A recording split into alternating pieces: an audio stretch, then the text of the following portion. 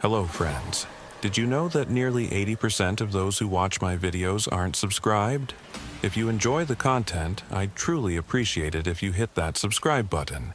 It helps a lot. Also, don't forget to leave a like and share your thoughts in the comments. Your interaction not only supports the channel's growth, but also helps these stories reach more people. Thank you all for being here. By the way, where are you watching from? Let me know in the comments.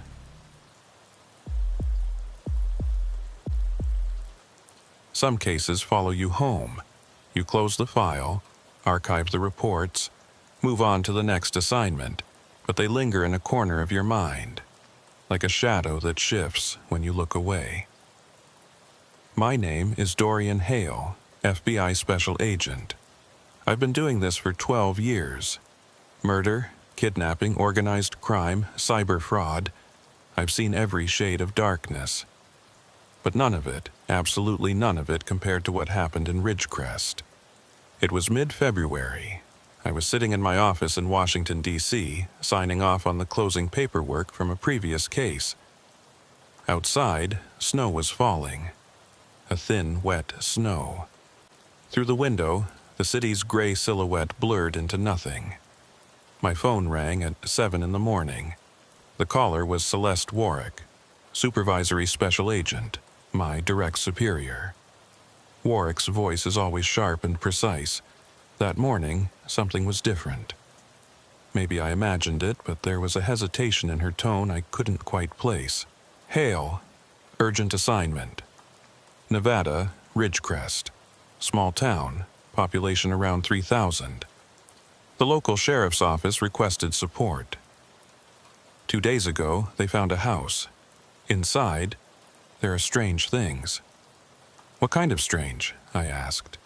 Warwick paused for a moment. I heard keyboard sounds. She was checking the files.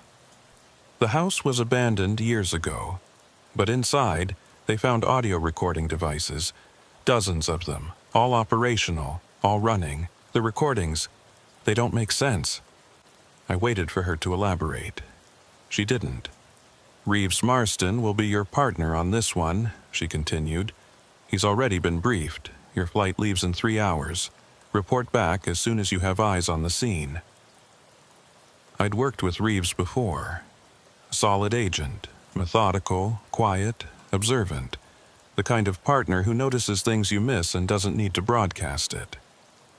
If Warwick was pairing us on something like this, she expected complications. The flight to Nevada was uneventful. I spent most of it reviewing the preliminary file. Thin, barely 8 pages.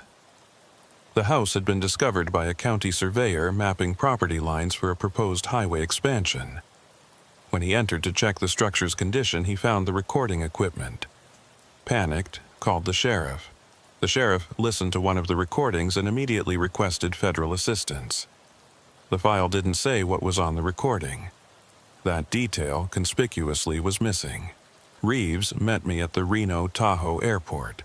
He was waiting by the rental car area, coffee in hand, looking like he hadn't slept. Then again, Reeves always looked like that. Some people carry fatigue in their eyes. Reeves wore it like a coat. "Hale," he said, handing me a cup. "Long flight?" "Long enough. You read the file?" "Such as it is." He unlocked the SUV and we got in. Sheriff Denton is meeting us at the site. Said he'd rather show us than explain. That's never a good sign. The drive from Reno to Ridgecrest took nearly 4 hours. The landscape shifted gradually, from the scattered suburbs around Reno to the sparse vegetation of the high desert, and finally to the kind of emptiness that makes you aware of how small you are. Out there, civilization felt like a rumor. Gas stations and convenience stores appeared every 50 miles, then every 100. Eventually, even those disappeared. Just road, rock, and sky.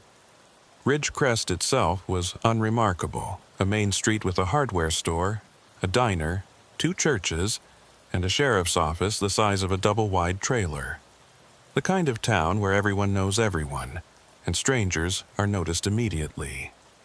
We pulled up to the sheriff's office just before noon. A man in his 50s was waiting outside. Broad-shouldered, gray mustache, the posture of someone who'd spent his life handling things himself. "Sheriff Denton?" I asked, extending my hand. He shook it once, firm. "Agents, appreciate you coming out. I'll be honest, I don't know what we've got here.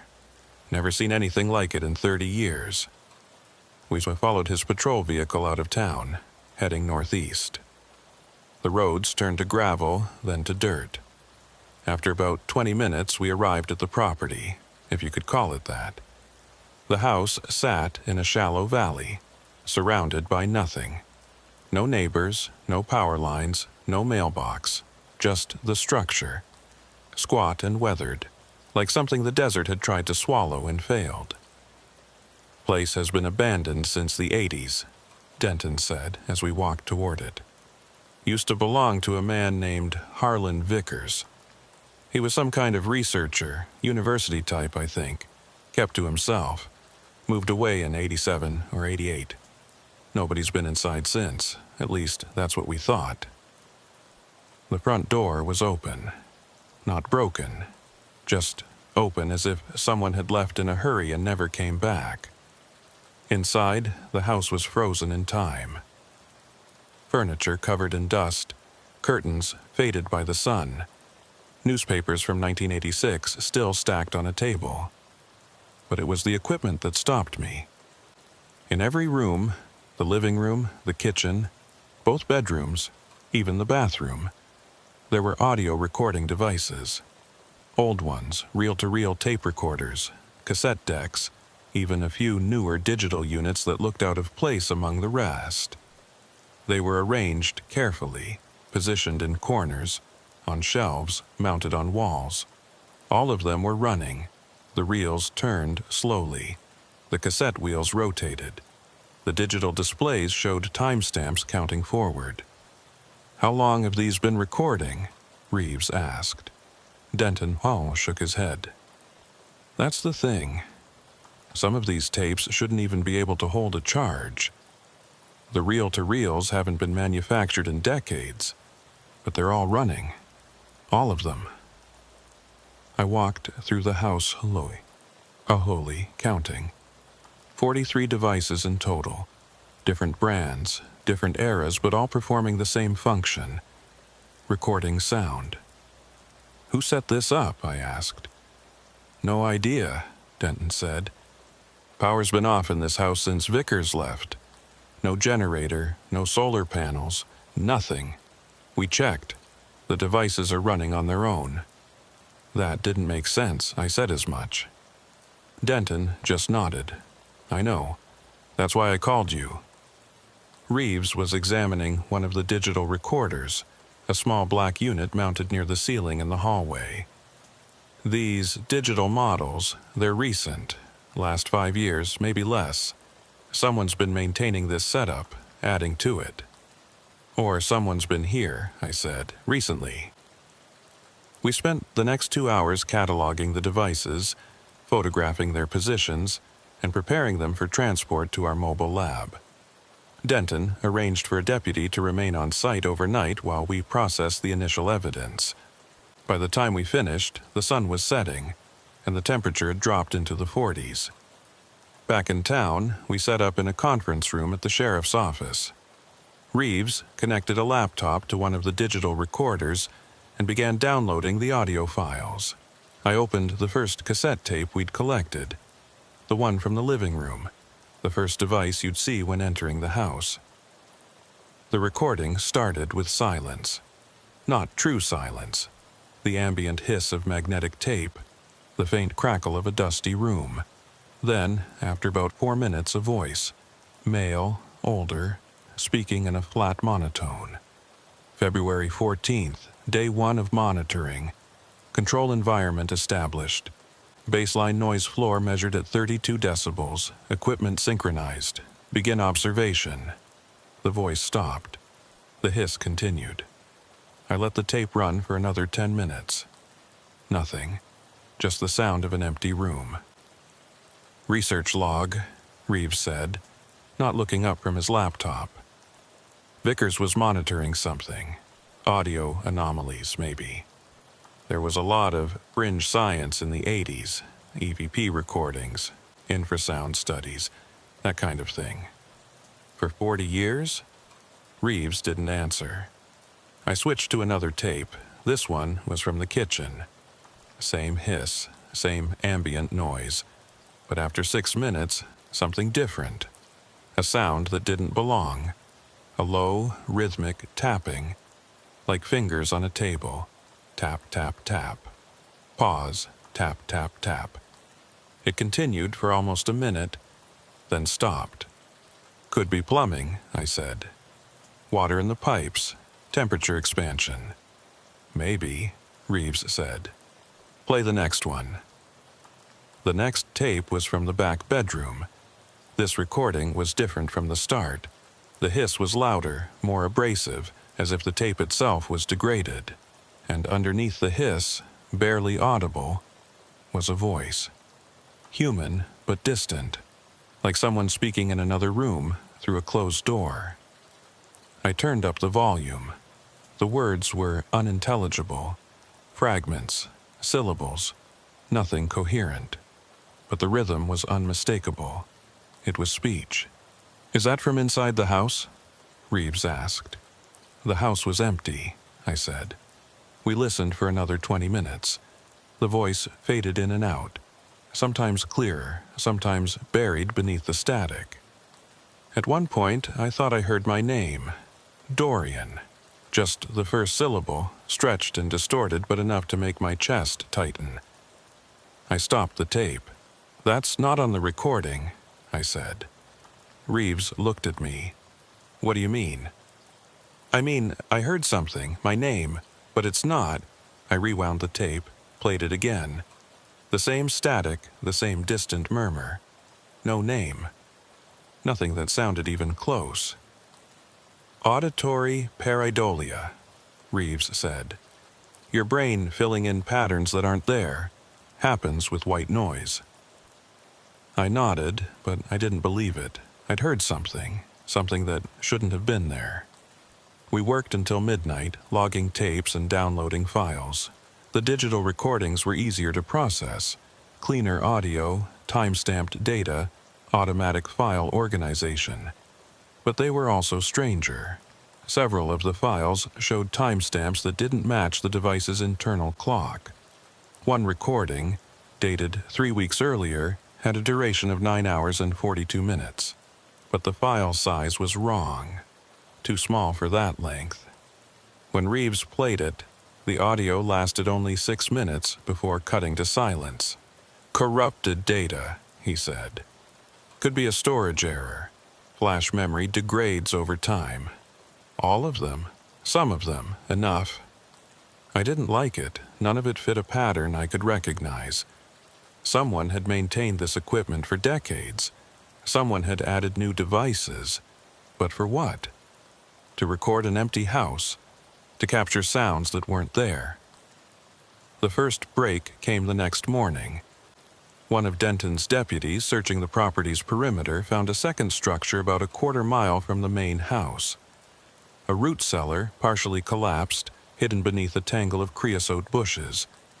Inside were more recordings, not tapes or digital files, but paper, handwritten logs, hundreds of pages dated from 1984 to 2019.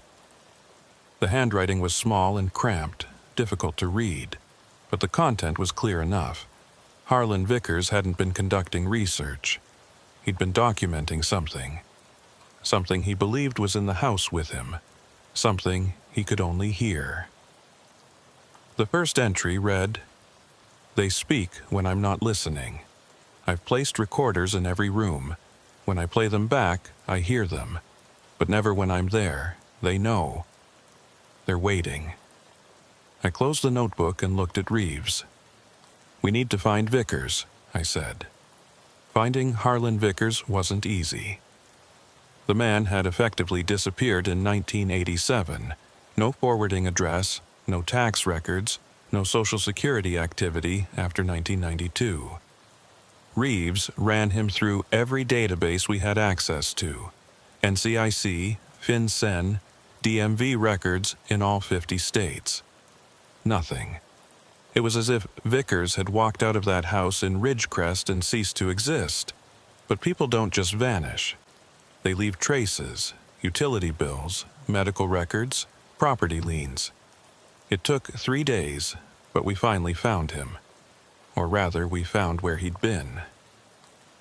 In 1903, a man matching Vickers' description had checked into a psychiatric facility in Flagstaff, Arizona. He'd been admitted involuntarily after a welfare check found him living in a storage unit, surrounded by recording equipment. Convinced that the voices had followed him from Nevada. He spent 18 months in the facility before being released to a halfway house. After that, the trail went cold again. The facility was still operational, a private institution called Pinewood Behavioral Health. I called ahead and spoke with the records department. They confirmed that a patient named Harlan Vickers had been treated there between 93 and 95. His diagnosis was paranoid schizophrenia with auditory hallucinations. His attending physician had retired, but his case file was still on record. I requested a copy. While we waited for the file, Reeves and I continued processing the audio recordings. We'd transported 43 devices back to the mobile lab in Ridgecrest, along with Vickers' handwritten logs. The logs were disturbing. Not because they described anything explicitly dangerous, but because of their tone. Vickers wrote with the calm precision of a scientist, even as his observations grew increasingly irrational. April 3, 1985. The voice in the kitchen returns between 2 o'clock and 3 o'clock a.m. It speaks in fragments. I cannot determine the language. Possibly English, possibly something older. I have increased the sensitivity of the microphones. June 17, 1985. Today I played back a recording from the bedroom. My own voice is on the tape, speaking words I did not say. I have no memory of this. I will install a secondary recorder to verify. September 9, 1985. There are 2 of me on the tapes now. One speaks during the day, one speaks at night. They do not sound the same. The entries continued in this vein for years. Vickers documented every anomaly, every perceived voice, every inexplicable sound. He drew diagrams of the house, marking the locations of each recorder and the times when the voices were most active.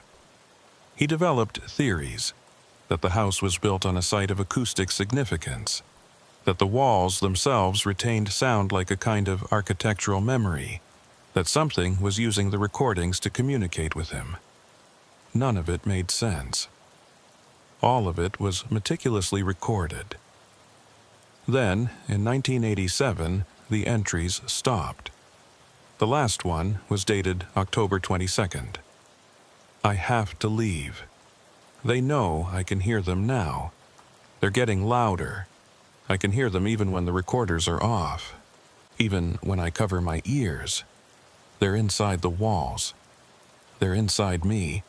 I have to go before they finish. After that, nothing. Until 2019, when a new entry appeared in a different notebook. Same handwriting, same cramped style. I came back. I had to know if they were still here. They are. They've been waiting. That was the last entry. We found the notebook in the root cellar, beneath a pile of newer audio equipment. The digital recorders that Reeves had identified as recent additions. He came back, I said. 32 years later. He came back to the house and started recording again. Then where is he now?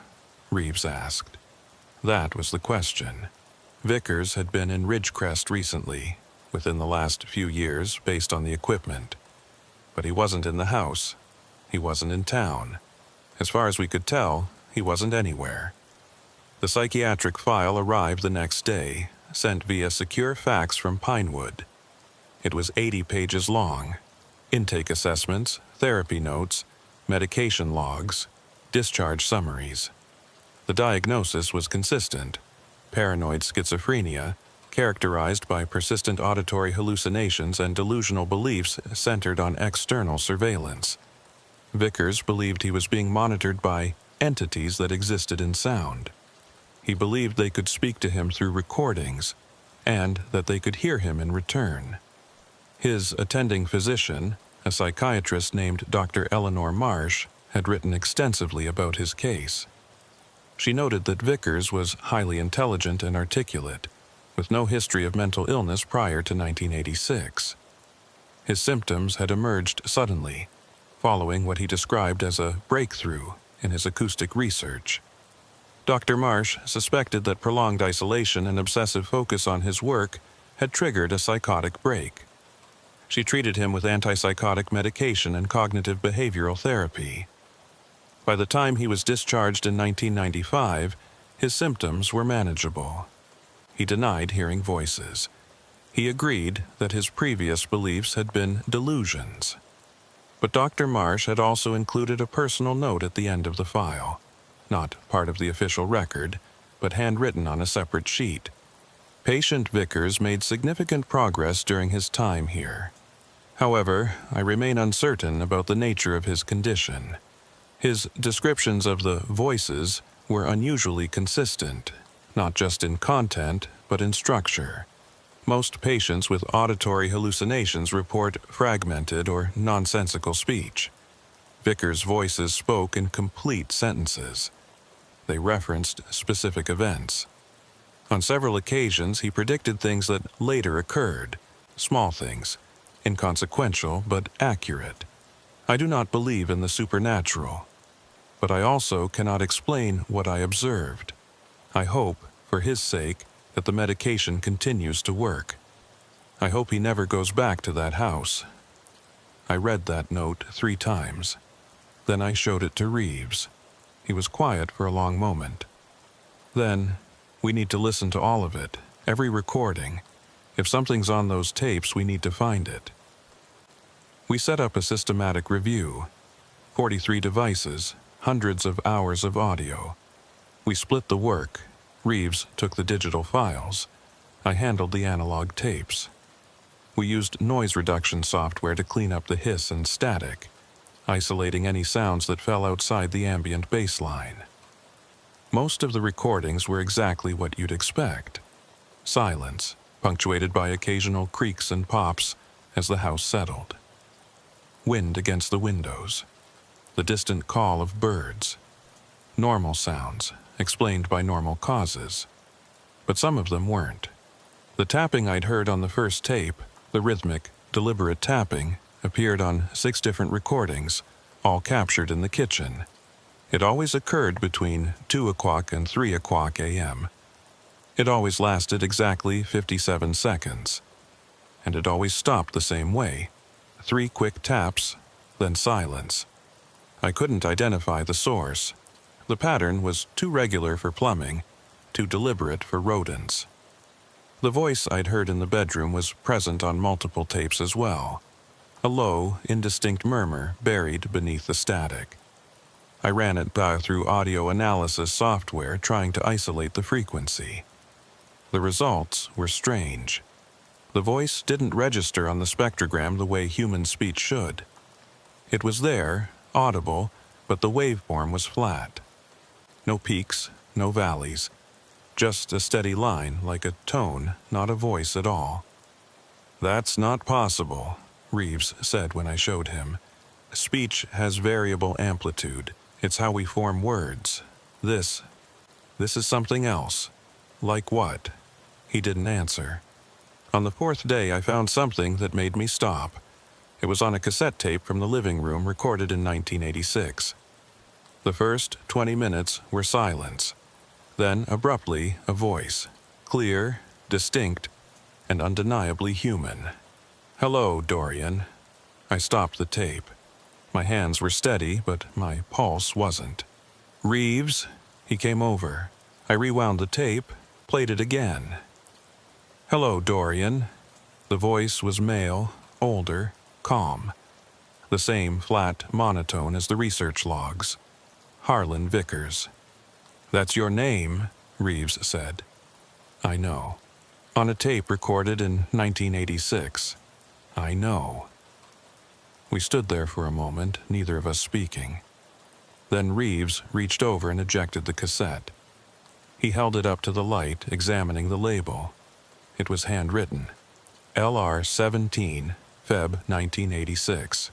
"Could be a coincidence," he said. "Dorian isn't a common name, but it's not unique. Vickers could have known someone else named Dorian. He was alone. The logs say he was alone for years. Then it's a coincidence. Or it's something he added later. He came back to the house. He could have re-recorded over the original tapes. It was a reasonable explanation. Logical. The kind of answer I would have accepted a week earlier. But I didn't believe it. The tape was old. The audio quality was degraded in ways that couldn't be faked, and Vickers had no reason to record my name in 1986. He didn't know me. He couldn't have known me, unless he wasn't the one speaking. I pushed that thought away. It wasn't productive. It wasn't rational. But it stayed with me, lodged in the back of my mind like a splinter I couldn't reach. The next morning, Sheriff Denton called with news. A hiker had found a body in the desert, about 3 miles east of the Vickers property. Male, elderly, deceased for approximately 2 to 3 weeks. No identification, but the clothing matched the description we'd circulated for Vickers.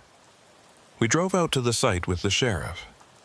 The body had been found in a dry wash, partially covered by sand and debris. The medical examiner was already on scene, crouched beside the remains. Cause of death appeared to be exposure, dehydration, hyperthermia, the usual consequences of being stranded in the desert without water or shelter. There were no signs of foul play, no wounds, no ligature marks, no defensive injuries, just an old man who had walked into the desert and never walked out. But there was one detail that didn't fit.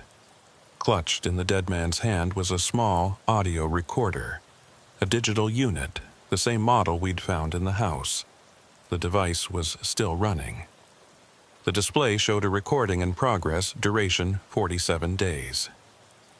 "That's longer than he's been dead," the ME said. "Battery shouldn't last that long." Reeves took the recorder, careful not to disturb the body more than necessary. He pressed stop. The display flickered, then showed the total recording time, 1,228 hours. 47 days.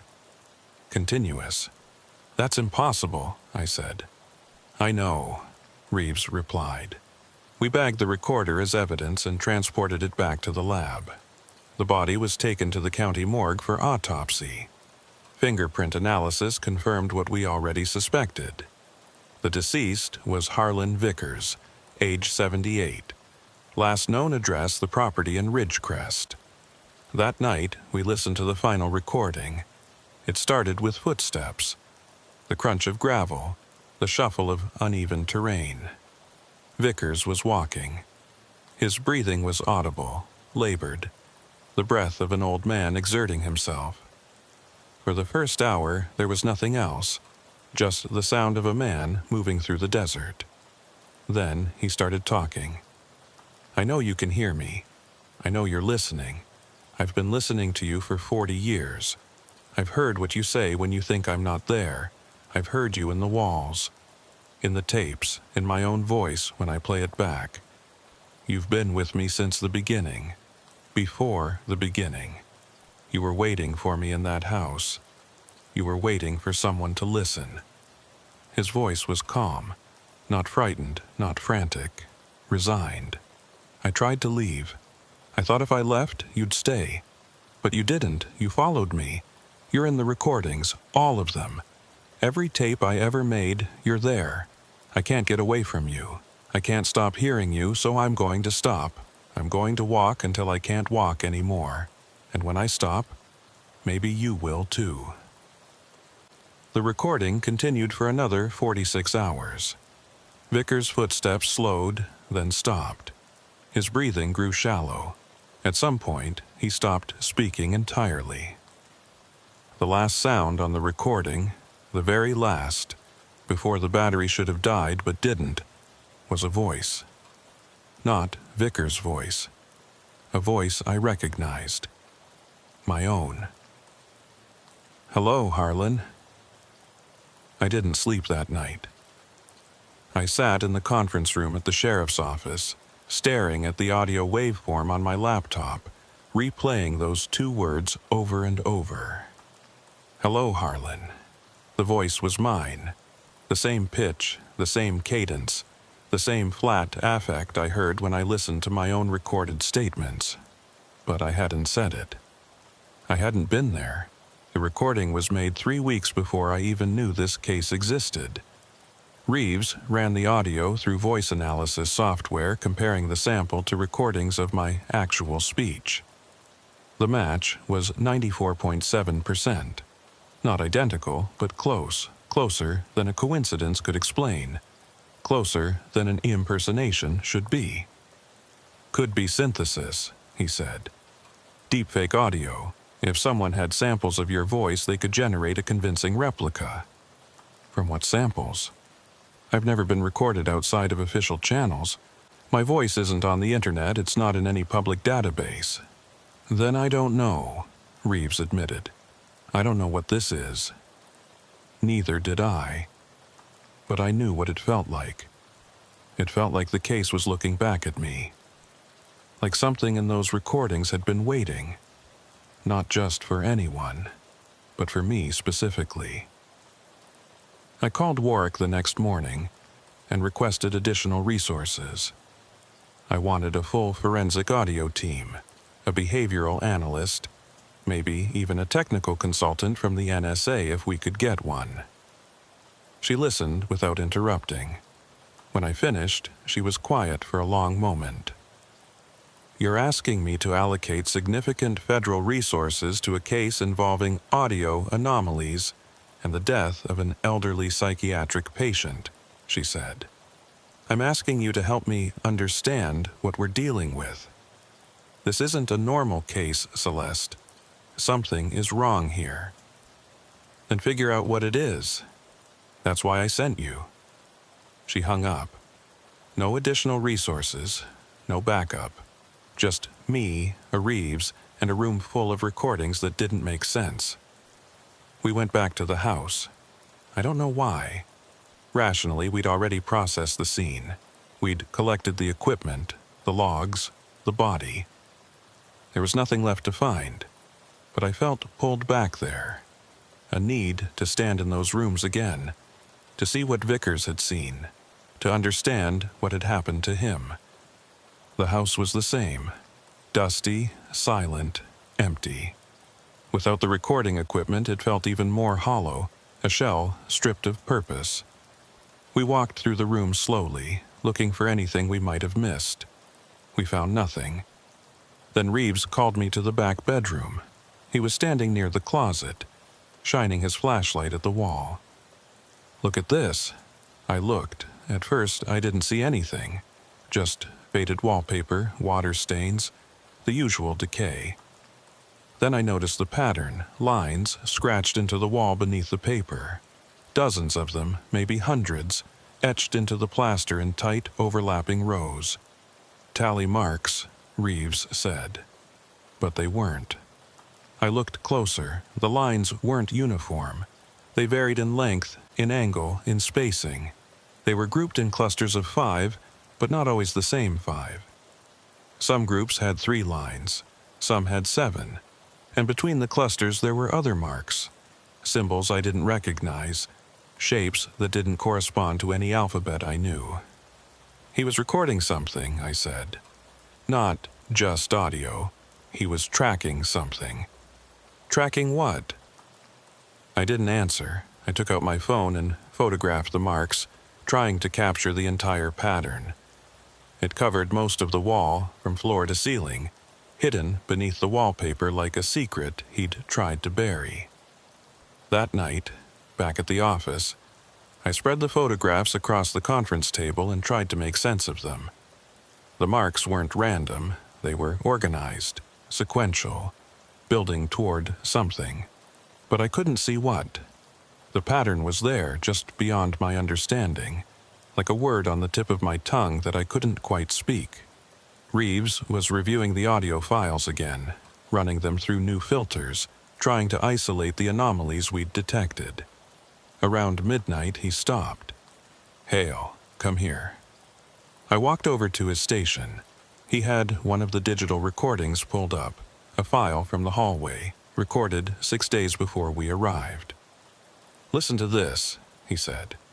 He pressed play. Static, ambient noise and the creak of settling wood. Then, faintly, beneath the other sounds, footsteps. Not Vickers' footsteps.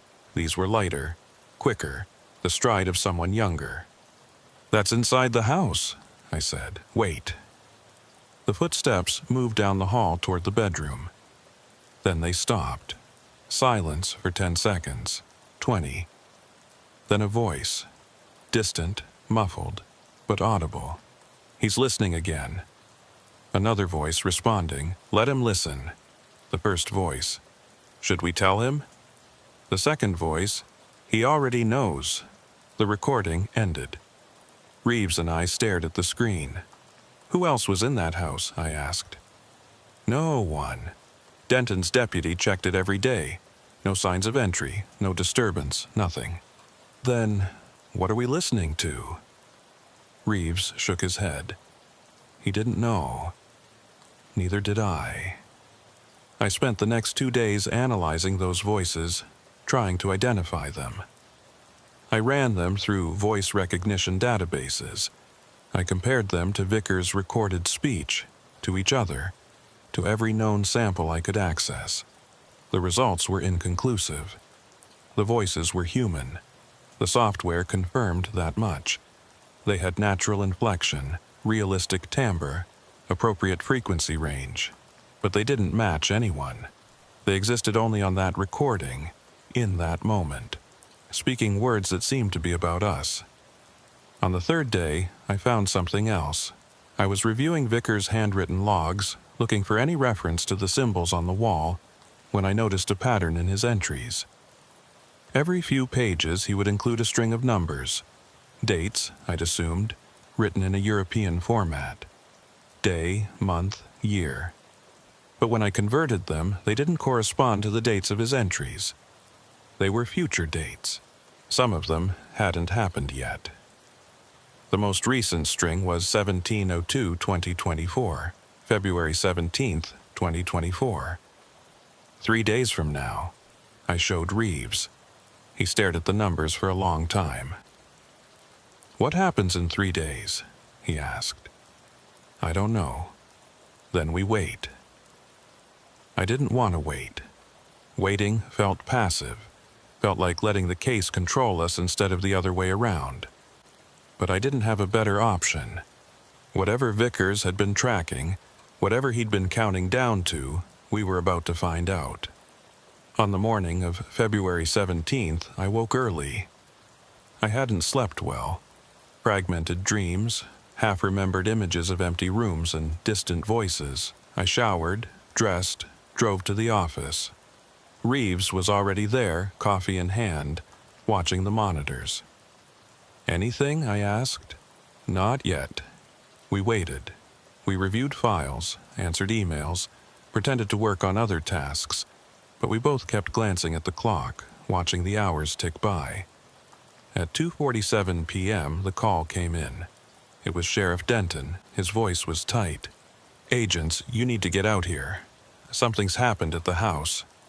We drove fast, sirens off, not wanting to draw attention. The house looked the same as before, empty, abandoned, inert. But there were 2 patrol cars parked outside, and Denton was standing on the porch, looking at something I couldn't see. We walked up. The front door was open. Inside, in the center of the living room, where we had found the first recording device, there was now a chair.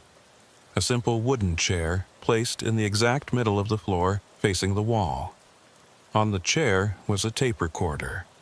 A reel-to-reel old model, the kind Vickers had used in the 80s. It was running. The reels turned slowly, silently, recording. "Where did this come from?" I asked. Denton shook his head. "It wasn't here this morning. My deputy checked the house at 8 a.m. The room was empty." "Who's been here since then?" "No one. We've had the road blocked since Vickers was found. No vehicles in or out." I approached the chair. The recorder was ancient, dusty, battered, the kind of thing you'd find in an antique store. But the tape was new, fresh, shiny, recently spooled. "Don't touch it," Reeves said. He was already pulling on gloves, preparing to process the scene. We photographed the room, documented the position of the chair, dusted for prints. Found nothing. No prints, no fibers, no DNA. Just the chair and the recorder, sitting there as if they'd always been there. When the techs arrived to transport the equipment, I made a decision. I told them to wait. Then I reached over and pressed stop. The reels slowed, then halted. The display showed a recording time of 6 hours and 14 minutes. "We need to listen to it," I said. "Now." Reeves nodded. We loaded the tape into a portable player, connected it to a speaker, and pressed play. The first hour was silence. Standard ambient noise, nothing unusual. Then, gradually, sounds began to emerge. Footsteps moving through the house. Doors opening and closing. Drawers sliding open, then shut. The sounds of someone searching, methodical, unhurried, thorough. Then a voice. My voice. "Where is it?" Another voice. Reeves' voice. "I don't know. Keep looking." My voice. "We're running out of time." Reeves' voice. "I know." The recording continued for another hour. More searching, more conversation. Our voices discussing the case, referencing details we hadn't shared with anyone. At one point, I heard myself say something that made my skin crawl. He left it for us. He knew we'd come. The recording ended there. 6 hours and 14 minutes of audio that hadn't happened. Couldn't have happened. We'd been at the office all day, reviewing files, waiting for the date on Vickers' calendar. We hadn't gone to the house. We hadn't searched for anything. We hadn't spoken those words, but the tape said otherwise. "This isn't possible," Reeves said. "I know. Tapes don't record things that didn't happen. I know." We stood there in the living room of that empty house, and I felt something shift. Not in the room, in me. A fundamental change in what I thought I understood about how things worked. Because either we were losing our minds, or the recordings were real. And if the recordings were real, then time didn't move the way we thought it did. Cause didn't precede effect. The future could speak to the past. I looked at Reeves. He looked back at me. We didn't say anything. We didn't need to. The house was recording us. It had always been recording us. And now, finally, it wanted us to know. We stayed in Ridgecrest for another week. I told myself it was to close the case properly, finalize the reports, coordinate with local authorities, ensure all evidence was properly cataloged and stored. But the truth was simpler. I wasn't ready to leave. I couldn't shake the feeling that we were missing something, that the house still had secrets, and they were waiting for us to find them. Reeves felt it too. I could see it in the way he reviewed the audio files over and over, running the same filters, looking for patterns that weren't there. He'd become obsessed with the recording from February 17th, our voices, speaking words we'd never said. He analyzed the waveforms, compared them to known samples, ran them through every detection algorithm he could find. The results were always the same. The voices were authentic. They were ours. There was no evidence of manipulation, no sign of synthesis or splicing. The recording was genuine. but it couldn't be genuine. We hadn't been there. We hadn't spoken those words. "Maybe we will," Reeves said one night, staring at his screen. "Maybe the recording is from the future. Maybe it's something we haven't done yet." That's not how time works. I know. But what if it's how this works? What if the house captures things, not just sound, but moments, events? What if it recorded something that hasn't happened yet? I didn't have an answer for that. I wasn't sure there was one. On our last day in Ridgecrest, I went back to the house alone. I didn't tell Reeves. I didn't tell Denton. I just drove out there in the early morning before the sun was fully up and parked in the dirt lot where the surveyor had first seen the building. I sat in the car for a long time, watching the house. It looked smaller than I remembered. Ordinary. Just a structure in the desert, slowly being reclaimed by time. I got out and walked to the front door. It was closed now. Denton had secured it after we finished processing the scene, but I had the key. He'd given it to me for emergencies, though I think we both knew I'd end up here. The house was empty. The recorders were gone, shipped to the FBI lab in Quantico for further analysis. The chair was gone too, taken as evidence. Without them, the rooms felt even more hollow, just walls and floors and the smell of dust. I walked through the house slowly, room by room, the way I had that first day. Living room, kitchen, bedroom, bathroom. The marks on the wall were still there, barely visible beneath the peeling wallpaper.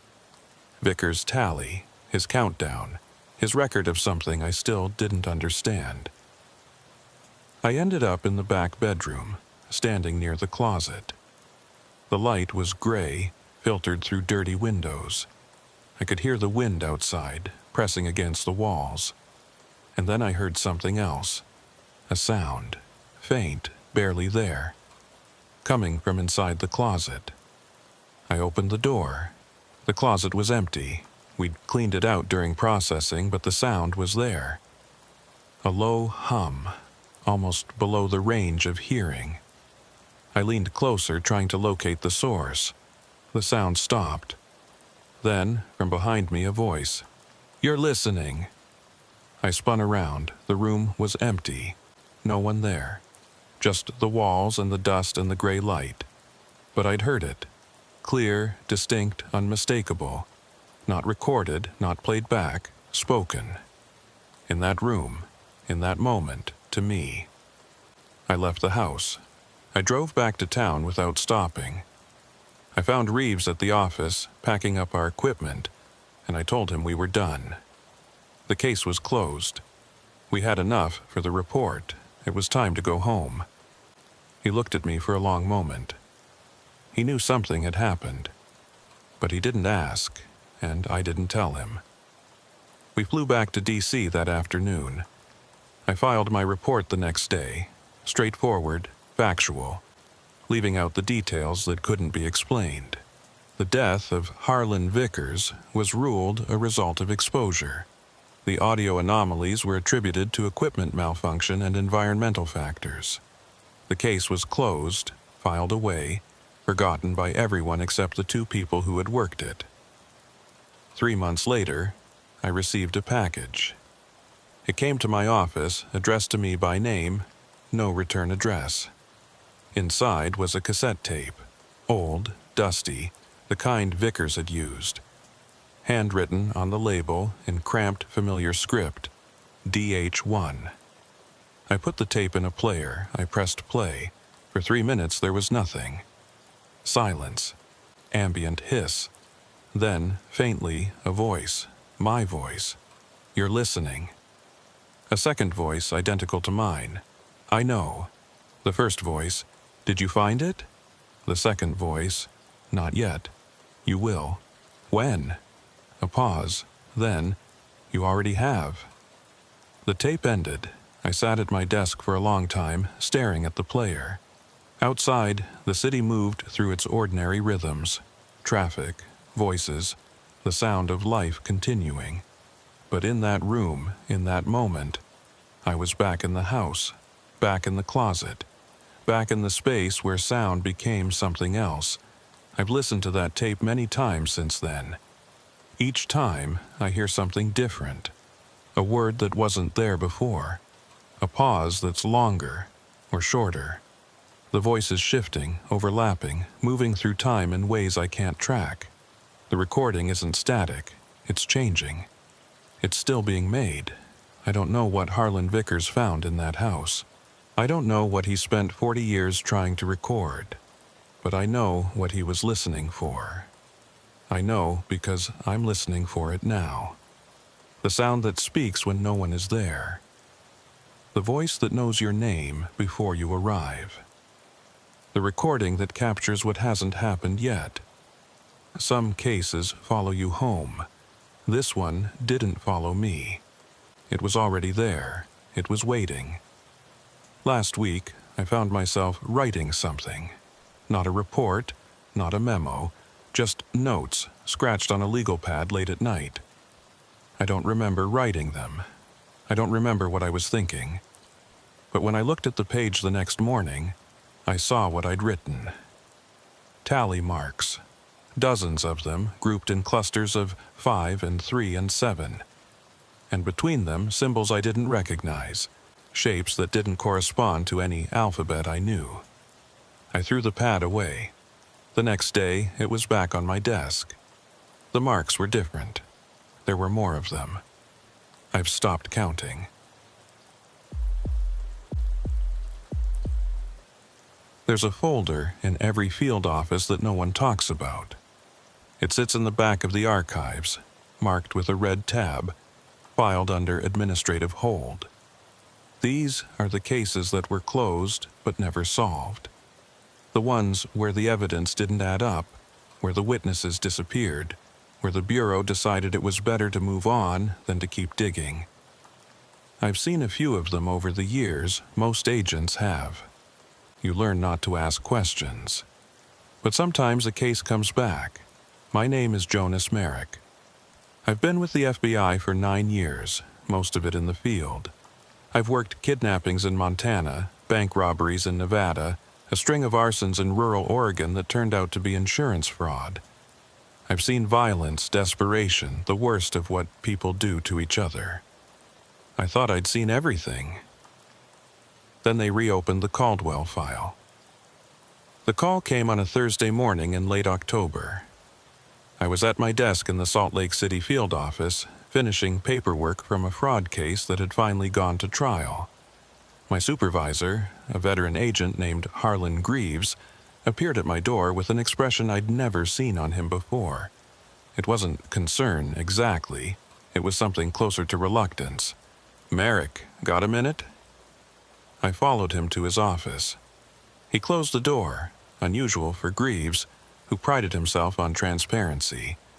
Then he sat down and slid a folder across the desk. "You know this case?" I looked at the cover. Caldwell Marcus. Case number, date opened, date closed, the red tab. "I've heard of it," I said. "Before my time." 19-7. Witness in a federal racketeering case. Key testimony against the Salerno family out of Chicago. 2 days before he was supposed to testify, he vanished. No body, no ransom, no contact. Just gone. And it was closed. After 3 years. No leads, no evidence, nothing to work with. The case against Salerno fell apart without him. The family walked. I waited. There was more coming. Greaves leaned back in his chair. Yesterday, someone called the Chicago field office. Said they knew where Marcus Caldwell was. Said he was alive. That got my attention. Witnesses don't stay missing for 37 years and then turn up alive. They turn up dead, or they don't turn up at all.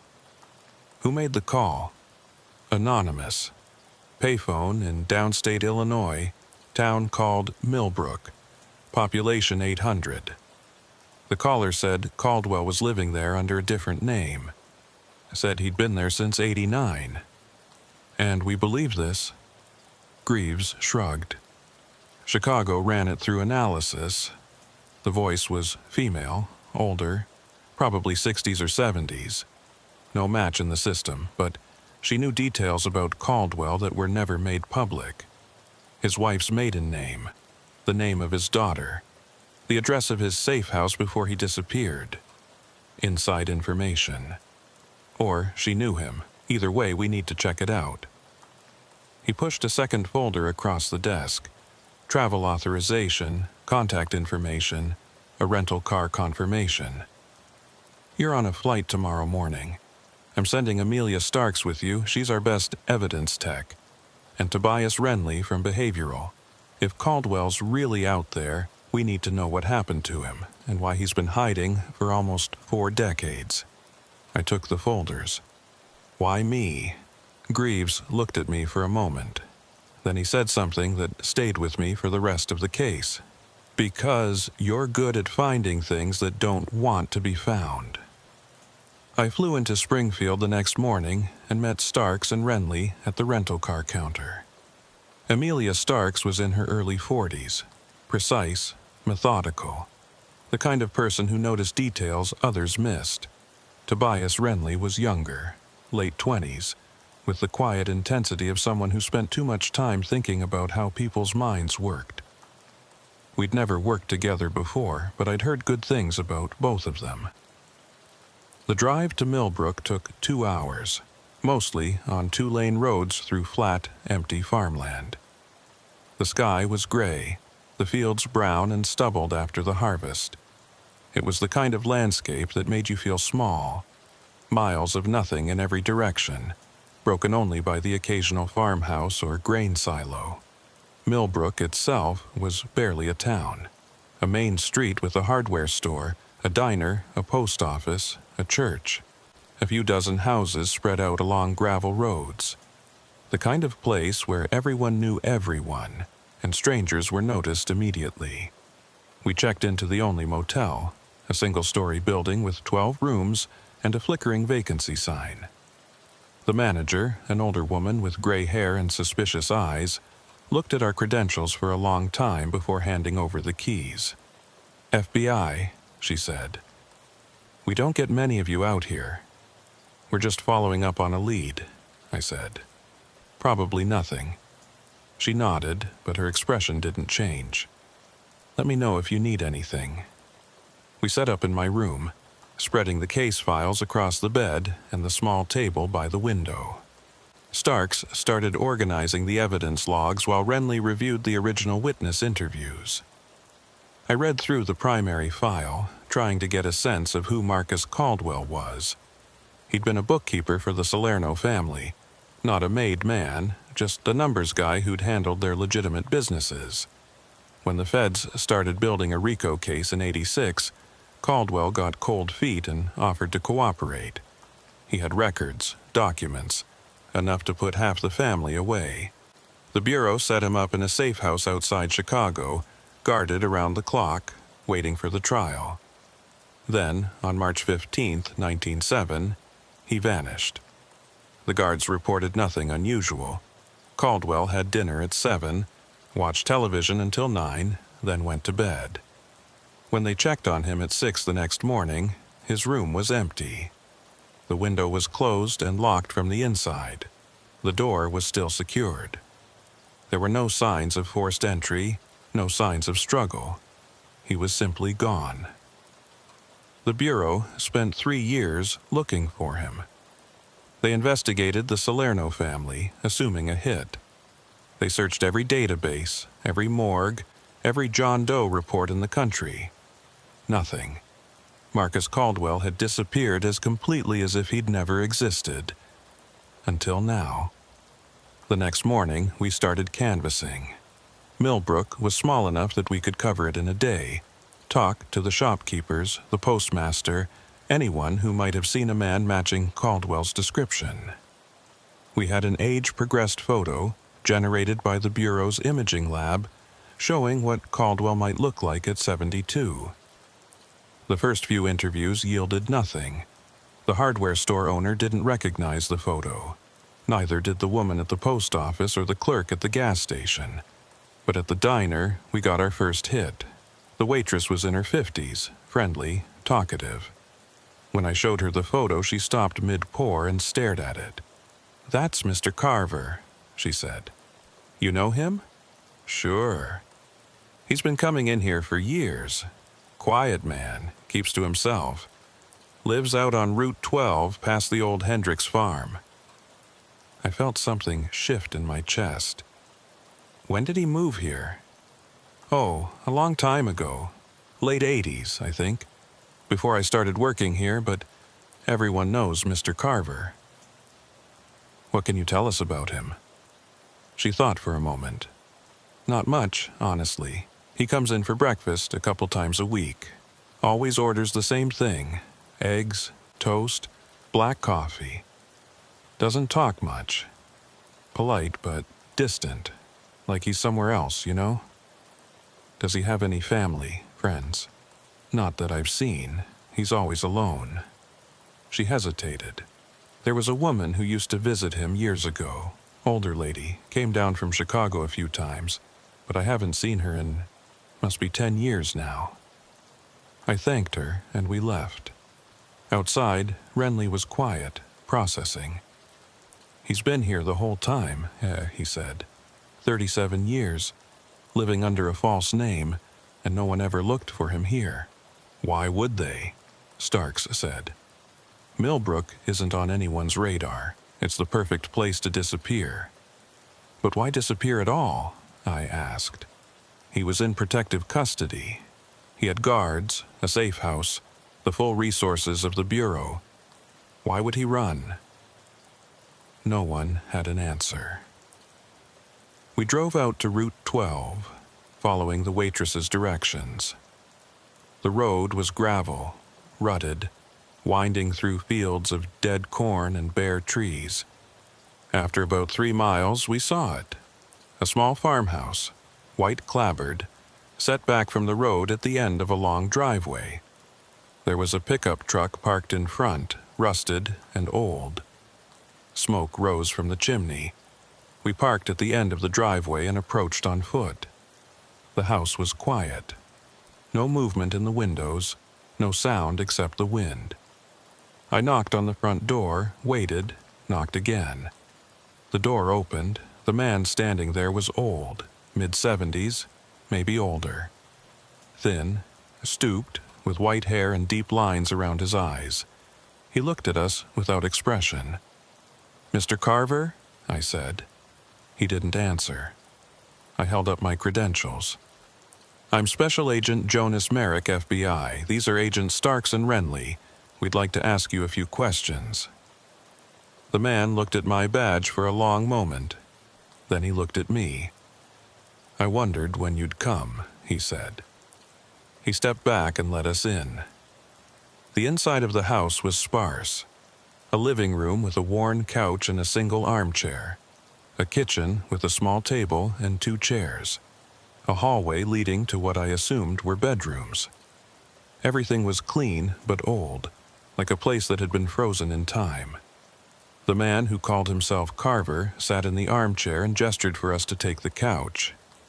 He moved slowly, carefully, like someone in pain. "You know why we're here?" I said. "I can guess. We received information that Marcus Caldwell is living in this town, under a different name." He didn't react, just sat there, hands folded in his lap, watching us. "Are you Marcus Caldwell?" A long pause, then, "I was. A long time ago." Starks and I exchanged a look. This was it. After 37 years, we'd found him. "Why did you run?" I asked. "You were in protective custody. You were safe." "No," he said. "I wasn't." "The Salerno family, they found you." He shook his head. "Not them, something else." I waited for him to explain. He didn't. He just sat there staring at a spot on the wall behind us, his expression flat and distant. Renly leaned forward. "Mr. Caldwell, Mr. Carver, can you tell us what happened the night you disappeared?" Another long pause. When he finally spoke, his voice was quiet. I heard something in the room, a sound I couldn't identify, like static but organized, patterned. I thought it was the television, but the television was off. I thought it was the radio, but there was no radio. The sound was coming from everywhere. From the walls. From inside my own head. He stopped. His hands, I noticed, were trembling. I tried to call for the guards, but I couldn't speak. I couldn't move. I just lay there listening to it, and then I understood. Understood what? That it was telling me something. That if I stayed, I would die. Not from the Salernos, from something else. Something that had found me. He looked at me then, and I saw something in his eyes that made my skin prickle. Fear. Not the fear of a man recounting a memory, but the fear of a man who was still, after all these years, afraid. So I left, he said. I opened the window, and I left. I don't know how I got out without the guards seeing me. I don't remember most of that night. But I knew I had to go. I knew if I stayed, the sound would take me. Starks spoke carefully. Mr. Caldwell, the window was locked from the inside. The guards checked it the next morning. I know. How is that possible? He didn't answer. We interviewed him for another 2 hours. He answered our questions slowly, sometimes pausing for minutes at a time, as if retrieving the memories from a great distance. He told us how he'd traveled south after leaving Chicago, moving from town to town, paying cash, using false names. He'd arrived in Millbrook in 1989 and never left. He'd built a life here, quiet, isolated, invisible. He hadn't contacted his family. He hadn't contacted anyone from his old life. He'd simply ceased to exist. And the sound? I asked. Did it follow you? He looked at me for a long moment, then, yes. You still hear it? Sometimes. Late at night, when the house is quiet? He paused. It's waiting. It's been waiting all this time. We left the house as the sun was setting, the sky streaked with orange and red. None of us spoke until we were back at the motel. He's delusional, Starks said. Paranoid schizophrenia, auditory hallucinations. It fits. The stress of the trial, the isolation of protective custody. It triggered a psychotic break, and he's been living in it ever since. Maybe, Renly said. But his affect was wrong. Schizophrenics with auditory hallucinations usually show disorganized thinking, loose associations. He was coherent, linear. He knew exactly what he was saying. Then he's lying. About what? Why would he lie about hearing sounds? Why would he invent a story that makes him seem insane? I didn't have an answer. None of it made sense.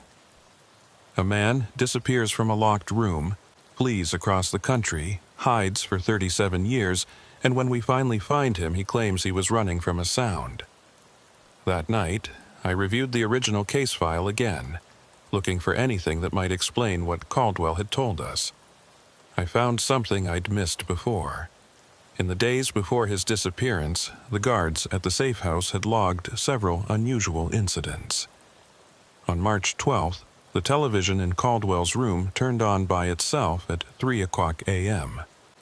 On March 13th, the phone in the kitchen rang repeatedly, but when answered, there was only static.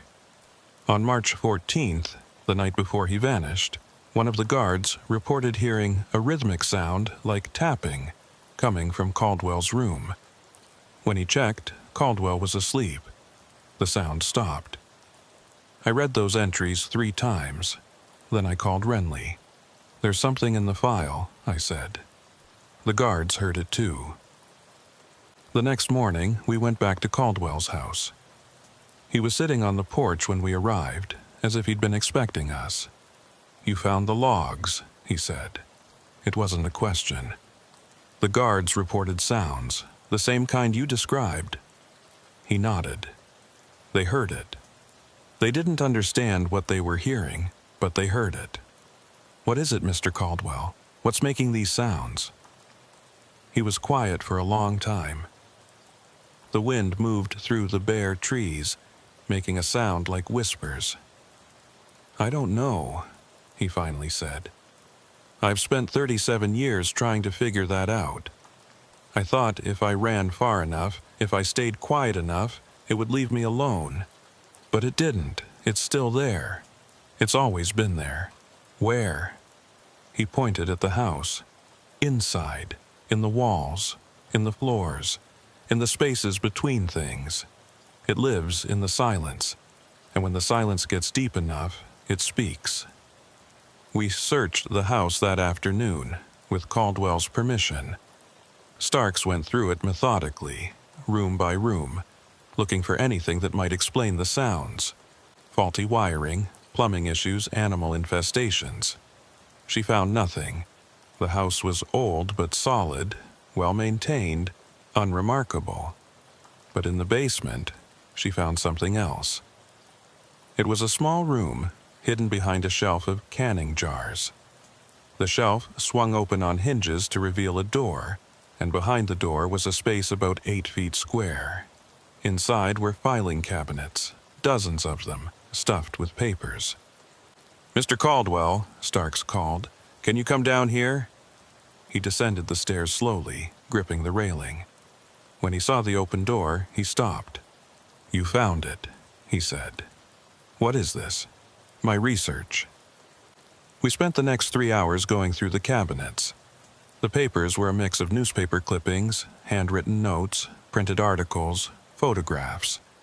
All of them related to a single subject, unexplained sounds. Caldwell had been documenting cases from around the world. The hum in Taos, New Mexico, the sky trumpets in Kiev, the bloop recorded by NOAA hydrophones in the Pacific. Hundreds of reports spanning decades, all describing sounds that couldn't be explained. He'd organized them by date, by location, by frequency. He'd drawn connections between them, mapped patterns, developed theories. "You've been studying this," I said. "I've been trying to understand it. What it is, where it comes from, why it chooses certain people." He paused. "Why it chose me. And what have you concluded?" He looked at me, and for a moment his expression was almost pitying. "That it's not a sound," he said. "Not really. It's a signal, a communication. Something is trying to talk to us, and when it finds someone who can hear it, it doesn't let go." That night, I lay in my motel room, staring at the ceiling. I could hear the wind outside, the occasional car passing on the road. Normal sounds, explicable sounds. But underneath them, at the edge of perception, I thought I heard something else.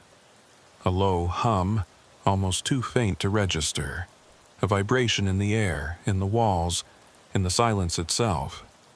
I told myself it was nothing. Fatigue, suggestion, the power of Caldwell's story working on my imagination. But I didn't sleep, and the sound didn't stop. The next 3 days were a blur of interviews, research, and growing unease. We talked to Caldwell's neighbors such as they were. The nearest house was half a mile away. They described him as quiet, polite, reclusive. No one reported anything unusual. No one had heard any strange sounds. But when I asked specific questions, had they ever noticed their televisions turning on by themselves, their phones ringing with no one on the line, I got strange reactions, hesitations, glances away, the kind of responses that suggested they had noticed but didn't want to admit it. One woman, a farmer's wife in her 60s, finally said, "There are sounds out here you learn not to listen to. The wind plays tricks. You hear things that aren't there." "What kind of things?" She didn't answer. Meanwhile, Starks was processing the materials from Caldwell's basement, scanning documents, cataloging photographs. She'd become fascinated by his research, not because she believed it, but because of its rigor. Caldwell had approached the phenomenon like a scientist, systematic, methodical, evidence-based. Whatever he was experiencing, he'd spent decades trying to understand it. Renly, for his part, had become increasingly quiet. He spent hours reviewing Caldwell's notes, looking for patterns, trying to construct a psychological profile. On the third night, he came to my room with a troubled expression. I've been thinking about what he said, about the sound being a signal, a communication. And? What if he's right? Not literally, I don't mean something supernatural. But what if there's a phenomenon here that we don't understand? Infrasound, maybe, or some kind of electromagnetic interference. Something that affects perception, creates auditory hallucinations, induces paranoia. It would explain why Caldwell ran, why he's been hiding all these years, why he believes something is speaking to him. It would also explain why the guards heard it, I said. Exactly. They were in the same environment, exposed to the same stimulus. It was a reasonable theory, logical, grounded in known science. I wanted to believe it. But that night, something happened that made it harder to believe. I was in my room reviewing case notes when the television turned on. I hadn't touched the remote. I hadn't bumped the power button. The screen simply lit up, showing static, that familiar hiss and crackle, the snow of a dead channel. I reached for the remote and turned it off. 10 seconds later, it turned on again. I unplugged it from the wall. The screen went dark. I stood there for a moment, waiting. Nothing. Then I heard it. A sound coming from outside. Low, rhythmic, pulsing. Like a heartbeat, but slower, much slower. I went to the window and looked out. The parking lot was empty. The road was dark. There was nothing there. But the sound continued. It seemed to be coming from everywhere. The ground, the sky, the air itself. A vibration that I felt in my chest, in my teeth, in the bones of my skull. I don't know how long I stood there. Minutes, maybe. The sound held me, pinned me in place, filled my head until there was no room for anything else. Then it stopped. The silence that followed was absolute. No wind, no traffic, no ambient noise at all, just emptiness. I stepped back from the window. My hands were shaking. The next morning, I didn't mention it to Starks or Renly. I told myself it was nothing. A truck passing on a distant highway, some industrial machinery operating in the next county. There were explanations, there were always explanations. But when we arrived at Caldwell's house that day, he took one look at me and said, "You heard it." I didn't respond. "It's getting closer," he said. "It knows you're here. It knows you're listening." "I'm not listening to anything." He almost smiled. That's what I said, in the beginning. We had planned to continue the interviews that day, to press Caldwell for more details about his disappearance, his journey south, his decision to hide in Millbrook. But something had changed. The dynamic had shifted. Caldwell was no longer the subject of the investigation. He was something else, a guide, a warning. "I want to show you something," he said. He led us out of the house, across the yard, into the fields beyond. We walked for about 10 minutes, following a path that wound through dead grass and bare trees. The sky was overcast, heavy with the threat of rain. We arrived at a clearing. In the center of the clearing was a circle, not drawn or marked, but worn into the ground. A ring where the grass didn't grow, where the earth was hard and bare. "This is where I hear it loudest," Caldwell said. "Every night, around 3 a.m., the sound comes from here. I've measured it, I've recorded it. But when I play back the recordings, there's nothing there. Just silence." "Then how do you know you're hearing anything?" Starks asked. Caldwell looked at her. "Because when I'm standing here in this spot, I can feel it in my body, In my mind, it's not just a sound, it's a presence. Renly crouched down and examined the circle. The soil was compacted, dry, different from the earth around it. He took samples, bagged them for analysis. "What do you think made this?" I asked. Caldwell shook his head. "I don't know. It was here when I bought the property. The previous owner didn't mention it. Maybe he didn't know. Maybe he didn't want to know." We stood in the clearing for a while longer. The wind picked up, moving through the trees, making sounds that could have been anything. Whispers, warnings, nothing at all. That night, I made a decision. I told Starks and Renly that I was going to stay at the clearing. I was going to wait until 3 a.m. I was going to hear what Caldwell heard. "That's not a good idea," Renly said. "Probably not. You're chasing a delusion. Caldwell's been alone out here for decades. He's created a mythology around his own mental illness.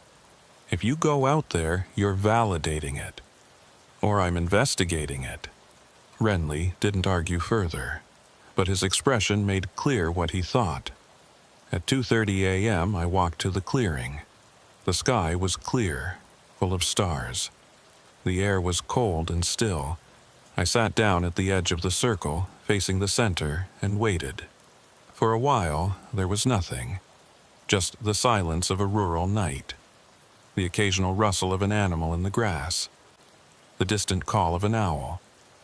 Then, gradually, the silence changed. It deepened. It became not just the absence of sound, but the presence of something else, a density, a weight. And then I heard it. It started low, at the edge of hearing.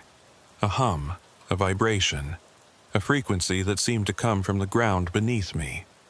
It rose slowly, building, layering on itself, until it wasn't one sound, but many.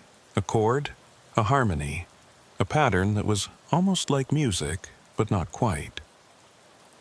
I don't know how to describe what I felt. It wasn't fear, exactly. It was recognition. Like hearing a voice you've known all your life, speaking words you've always known but never spoken. The sound reached a peak and held there. I felt it in my chest, in my throat, in the space behind my eyes. I felt it asking me something, waiting for a response. I opened my mouth, and the sound stopped. The silence came back, sudden and absolute. I sat there, gasping, my heart pounding.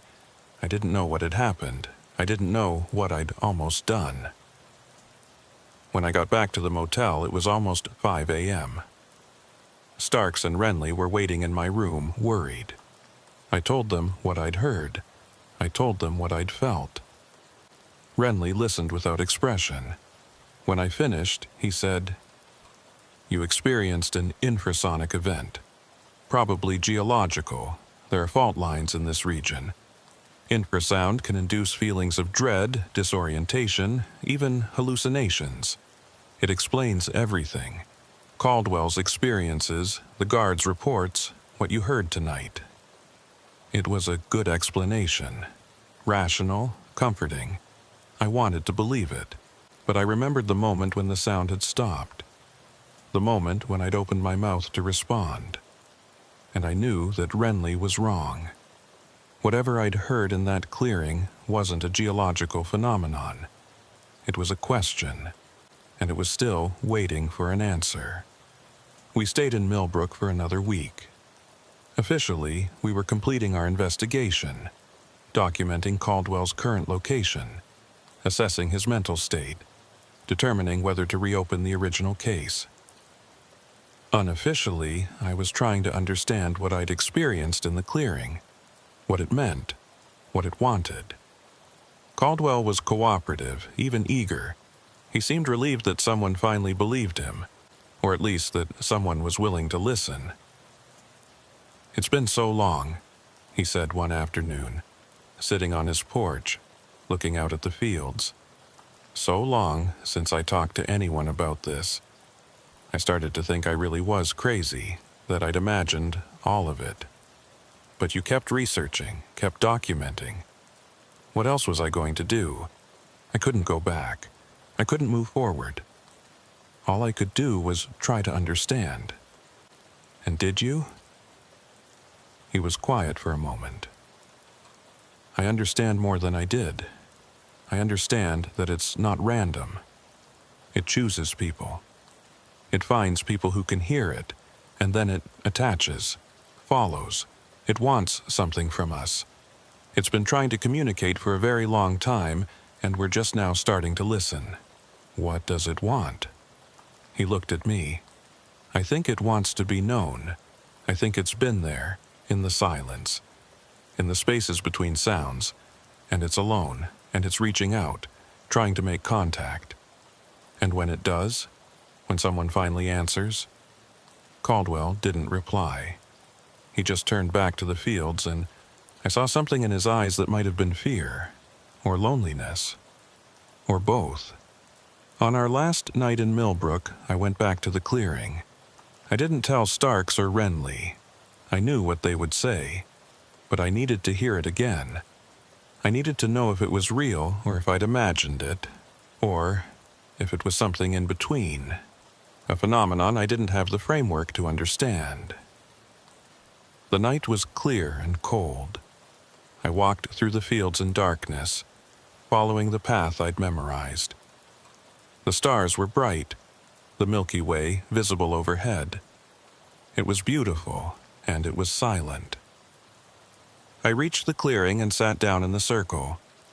The ground was cold beneath me. I closed my eyes and waited. The sound came faster this time. Not gradually, but all at once, a wave of vibration that rolled through me, filled me, surrounded me. It was louder than before, more complex, more insistent. It wasn't just asking anymore, it was telling. I don't know how to explain what I experienced. It wasn't words, it wasn't images. It was something more fundamental than that. A transfer of meaning, direct and unmediated. I understood things I couldn't have known. The shape of the universe, the weight of time, the emptiness between stars. And I understood that Caldwell was right. Something was there, in the silence. Something vast and old and desperately, achingly alone. It had been reaching out for longer than I could comprehend, searching for anyone who could hear it.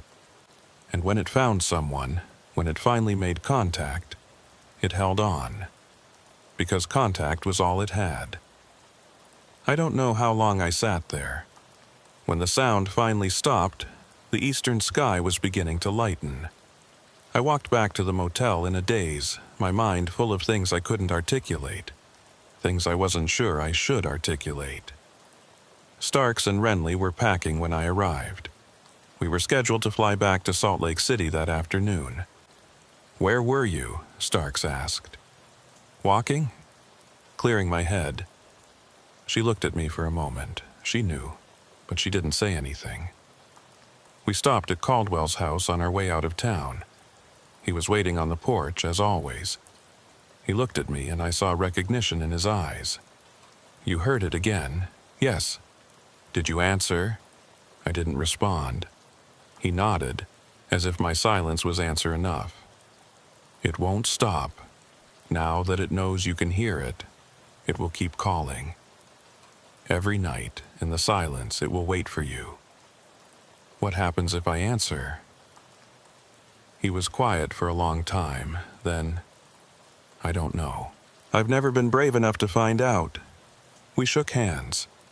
I got in the car. As we drove away, I watched him in the rearview mirror, standing on his porch, growing smaller and smaller until he disappeared. The flight back was uneventful. I filed my report the next day, factual, restrained, leaving out the details that couldn't be explained or verified. Marcus Caldwell had been located. He was alive, living under an assumed name, and had been for 37 years. His mental state was stable but suggested possible delusional disorder. Recommendation: no further action at this time. The case was closed, again. But it didn't close for me. Every night, in my apartment in Salt Lake City, in the silence after midnight, I hear it. The hum, the vibration, the question. I've tried to ignore it. I've tried sleeping with music on, with the television, with any noise that will fill the space. But the sound comes through. It's always there, beneath everything else, waiting. Caldwell was right. It attaches. It follows. It wants to be heard. I've started researching, just like he did. I've found reports from around the world, people who hear sounds they can't explain, frequencies that shouldn't exist, signals from nowhere. We're not alone in this. There are others. And I've started to wonder, what happens if we all answer? What happens if we all respond at the same time, and the thing in the silence finally gets what it wants? I don't know. I'm not sure I want to know. But last night, for the first time, I opened my mouth. I shaped a word. I almost spoke. The sound stopped the moment before I did. It retreated, pulling back, waiting. It's patient. It's been waiting for a long time. It can wait a little longer, but I don't know how much longer I can. There's a folder in my desk now, marked with a red tab. It's full of clippings, notes, photographs. The beginning of my own research, my own documentation. I know how this looks. I know what Renly would say, what Starks would think. I know what the rational explanation is. But I also know what I heard. I know what I felt. I know that something is out there, in the silence, trying to make contact. And I know that soon, maybe soon, I'm going to answer.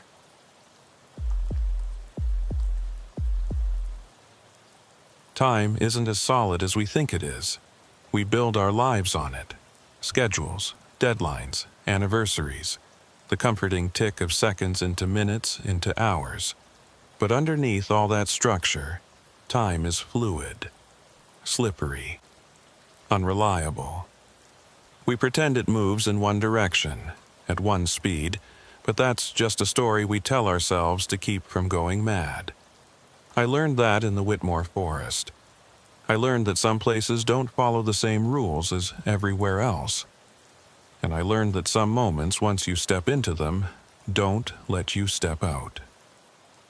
My name is Lachlan Vance. I'm a behavioral analyst with the FBI, assigned to the Behavioral Analysis Unit at Quantico, Virginia. My job is to understand how people think, specifically, how killers think. I construct profiles, interpret crime scenes, predict patterns of behavior. It's a discipline built on logic, evidence, the assumption that human actions follow comprehensible rules. For 15 years, that assumption held. I've profiled serial murderers, mass shooters, domestic terrorists, child abductors. I've looked into the darkest corners of the human mind and found patterns there. Explanations, reasons. Then I caught the Whitmore case, and everything I thought I knew about patterns and explanations dissolved like morning fog. The call came in early November, on a morning cold enough to see my breath in the parking garage at Quantico. The sky was the color of wet concrete, and a thin wind cut through my coat as I walked to my car. I was thinking about a case I'd just closed. A string of murders in rural Pennsylvania that had turned out to be a family affair. 3 generations of violence hidden behind a respectable farmhouse facade. Standard darkness. Comprehensible evil. My phone buzzed. A message from my supervisor, a terse man named Harlan Greaves, who communicated primarily in forwarded emails and one-sentence directives. This time, the message included a note. Unusual circumstances. Might be your kind of thing. Coming from Greaves, that was practically a personal invitation. The case originated in rural Oregon, a stretch of forested land between Bend and Lapine, called the Whitmore Wilderness Area. 3 days earlier, a hiker had been found dead in a clearing about 2 miles from the nearest maintained trail. Male, early 40s, no identification on his person. Cause of death appeared to be exposure, dehydration and hypothermia, the slow killers that take people who get lost in the backcountry and can't find their way out. But the county medical examiner had flagged several anomalies that didn't fit that straightforward diagnosis. She hadn't specified what those anomalies were. She'd simply requested FBI assistance with what she called interpretive challenges. I read the preliminary file on my tablet while I waited for my flight at Reagan National. The details were sparse.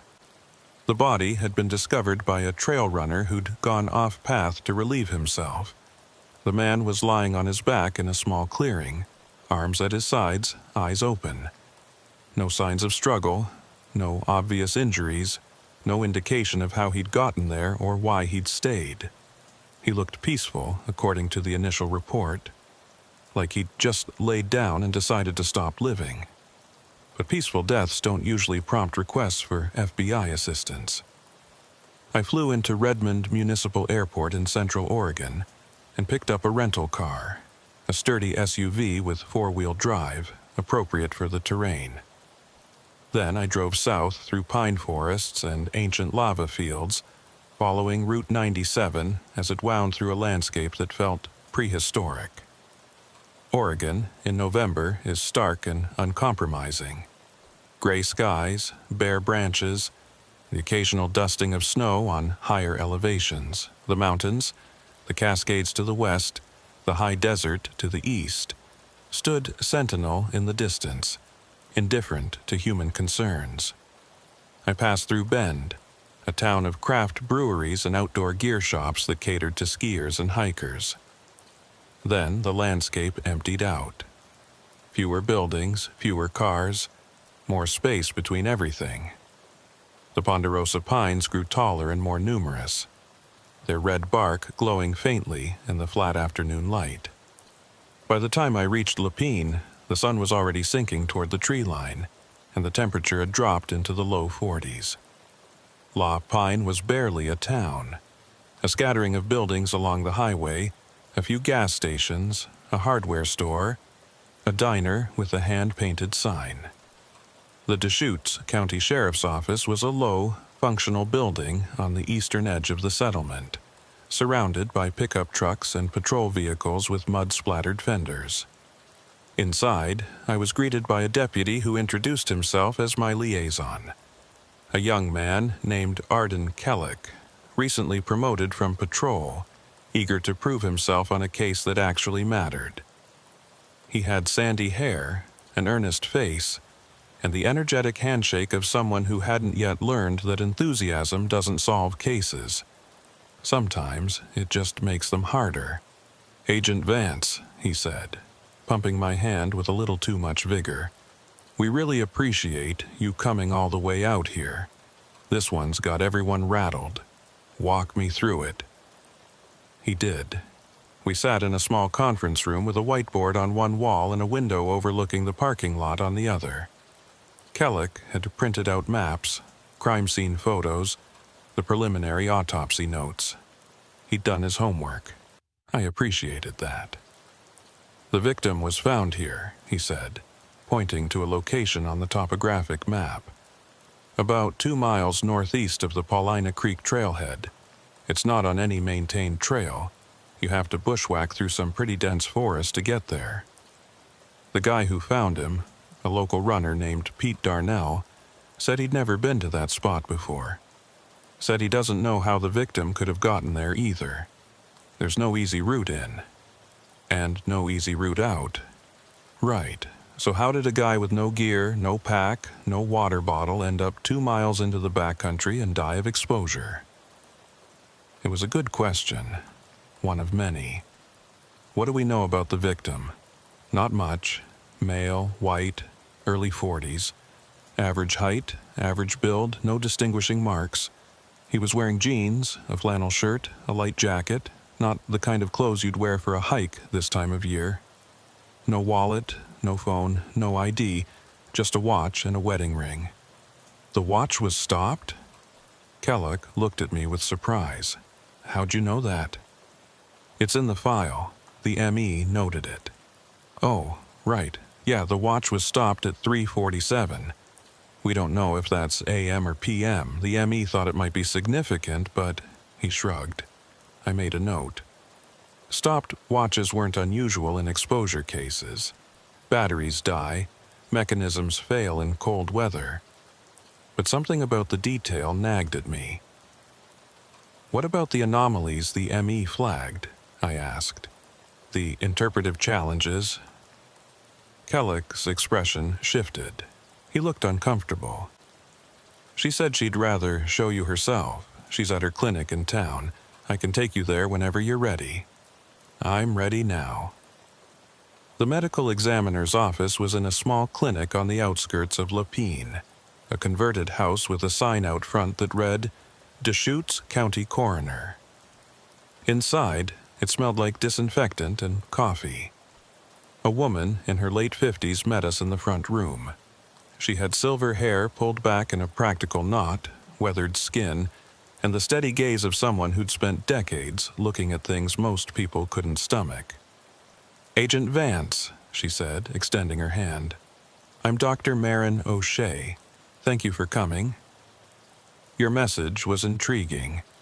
Interpretive challenges doesn't usually make it into autopsy notes. She almost smiled. No, it doesn't. Come with me. She led us to the examination room in the back of the building. It was small but well equipped. Stainless steel table, bright overhead lights, a wall of drawers where the bodies were kept. She pulled one of the drawers open and slid out the tray. The man lying there was exactly as Kellick had described. Middle-aged, average build, no distinguishing features. He looked like anyone. He looked like no one. His skin had the waxy pallor of the recently dead, and his eyes were closed now, though they'd been open when he was found. Cause of death is listed as exposure, Dr. O'Shea said. Dehydration and hypothermia. The pathology is consistent. Organ damage, tissue breakdown, the usual markers. By all standard metrics, this man died because he was lost in the woods without water or shelter for an extended period. How extended? That's where it gets complicated. She moved to the man's hands and lifted one gently. Look at the fingernails. I looked. The nails were long. Not just overdue for a trim, but grown out significantly, extending several millimeters past the fingertips. Fingernails grow at a rate of approximately 3.5 millimeters per month, Dr. O'Shea said. Based on this growth, I'd estimate this man was alive and unable to care for himself, unable to trim his nails, at minimum, for at least 2 to 3 months. But you said he died of exposure. That takes days, not months. I know. She set the hand down carefully. That's interpretive challenge number 1. She moved to the torso. Challenge number 2. Lividity and rigor mortis are consistent with the position he was found in. Time of death, based on standard indicators, was approximately 72 hours before discovery. So, according to those metrics, he's been dead for 3 days. But according to the nails, he was incapacitated for months. Correct. She lifted the sheet slightly, exposing the man's abdomen. Challenge number 3. I examined his stomach contents, or rather, the lack of them. His entire digestive system is empty. Not just of food, but of bile, bacteria, the normal residue of a functioning gut. It's as if he hadn't eaten or digested anything in weeks. Weeks before he died? Or weeks total? I can't tell. That's the problem. She replaced the sheet. And then there's this. She moved to a workbench along the wall and picked up a printout. I ran a carbon-14 test on his tissue samples, just to be thorough. The results are anomalous. I took the printout. The numbers meant nothing to me. I'm not a scientist, but her expression told me enough. The carbon-14 levels in his cellular material are off, she said. According to this test, the tissue in his body is approximately 6 months older than it should be. 6 months? Based on the decay rate of the isotope, yes. It's as if his cells experienced 6 months of time between when he was last normal and when he died. I stared at the printout. That's not possible. I know. Dr. O'Shea took the paper back. I ran it twice. Same result. She looked at me with an expression I couldn't quite read. I've been doing this for 30 years, Agent Vance. I've seen a lot of strange things. Bodies in unusual conditions, deaths that didn't make sense at first, but I've always found an explanation eventually. Science always provides one. And this time? She shook her head slowly. This time, I don't have one. The physical evidence is internally contradictory. The timelines don't match. It's as if... She paused, searching for words. It's as if different parts of him experienced time differently. I stood there, looking at the body, trying to make sense of what I was hearing. A man who'd died in 3 days but aged 6 months. Whose nails grew for weeks while his stomach stayed empty. Whose watch stopped at 3:47 for no apparent reason. I need to see where he was found, I said. The hike to the clearing took about 90 minutes. Kellogg led the way, following a route he'd marked on his GPS. The forest was dense, mostly ponderosa pine and Douglas fir, with an understory of manzanita and bitterbrush that grabbed at our legs as we pushed through. The ground was covered in a thick carpet of fallen needles that muffled our footsteps. The air smelled like resin and cold earth. It was the kind of forest that swallowed sound. We didn't talk much, just the crunch of our boots, the occasional snap of a branch, the distant call of a raven. The deeper we went, the more the outside world seemed to recede. No traffic noise, no airplanes overhead, nothing to remind you that civilization existed. Just trees and sky and the growing sense of isolation. After about 40 minutes, we began to descend into a shallow valley.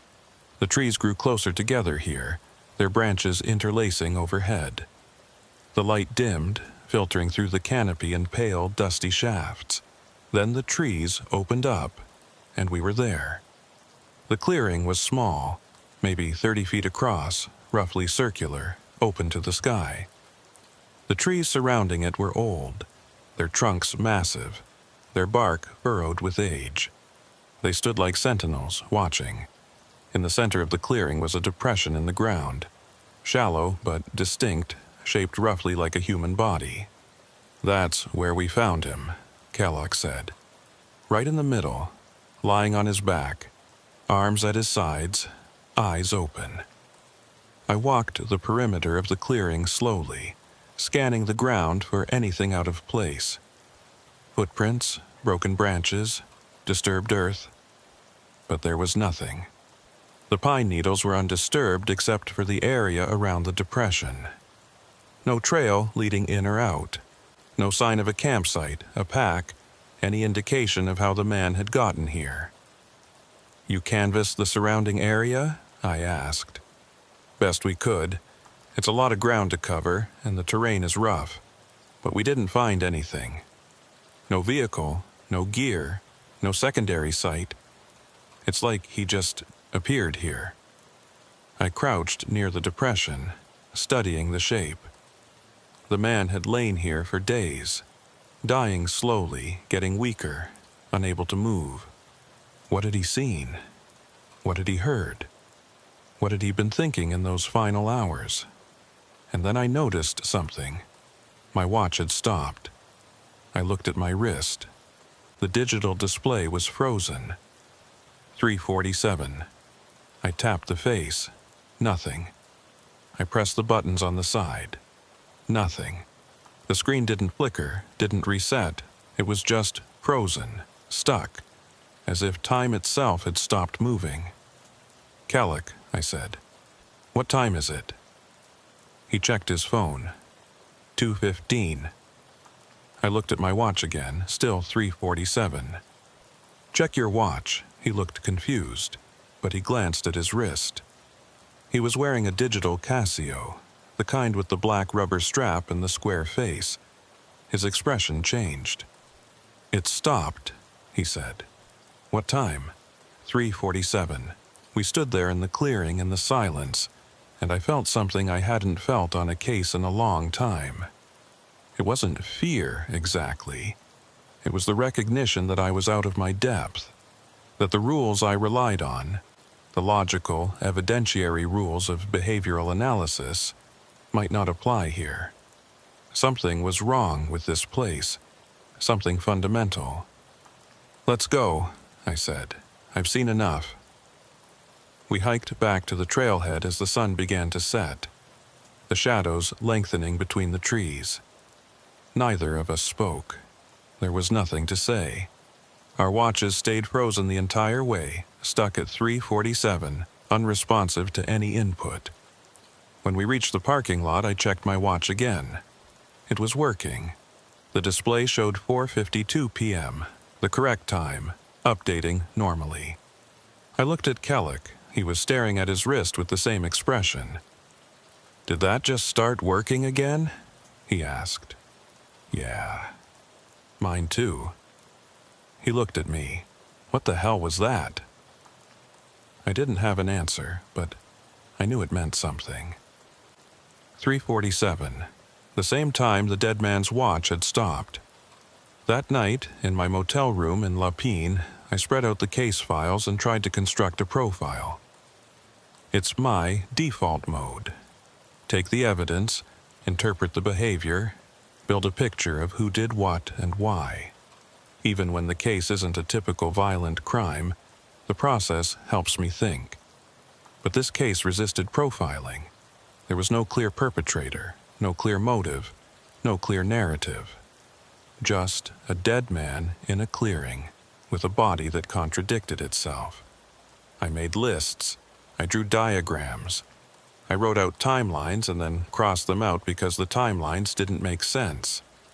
What I knew: male victim, early 40s, no ID, he died of exposure, dehydration, hypothermia.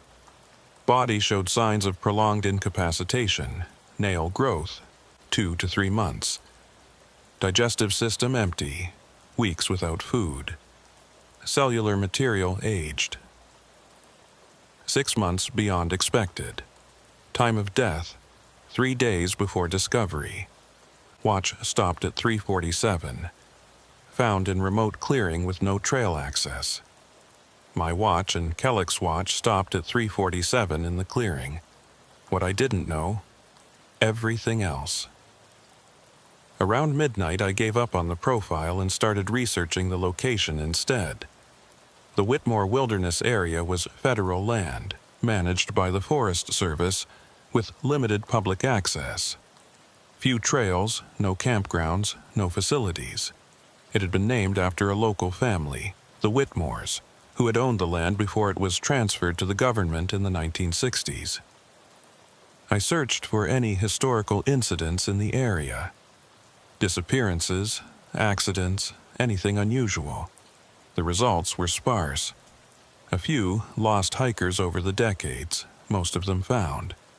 A hunter who'd fallen into a ravine in 988. Nothing that suggested a pattern. Then I found something interesting. In 1987, a research team from Oregon State University had conducted a study in the Whitmore Wilderness area. The project was described as atmospheric monitoring, measuring air quality, particulate levels, that sort of thing.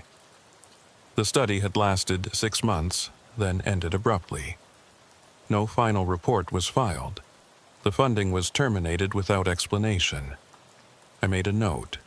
In the morning, I'd find out who was on that team. But first, I had to sleep. And when I finally did, I dreamed of the clearing.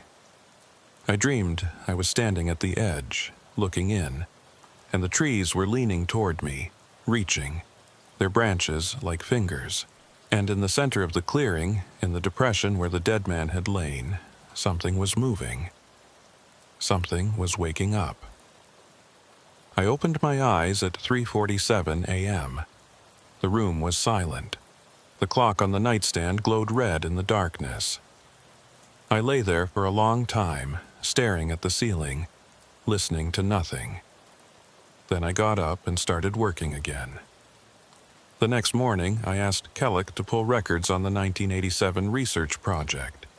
He made calls to Oregon State, to the Forest Service, to county archives. By noon, he had a name: Dr. Eleanor Whitmore. She'd been the lead researcher on the atmospheric monitoring study. The wilderness area was named after her family. Her grandfather had owned the land, and her father had donated it to the federal government decades ago. "Is she still alive?" I asked.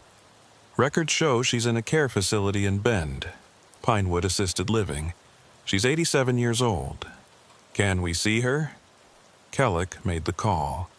The facility said yes, with the caveat that Dr. Whitmore was in the memory care unit.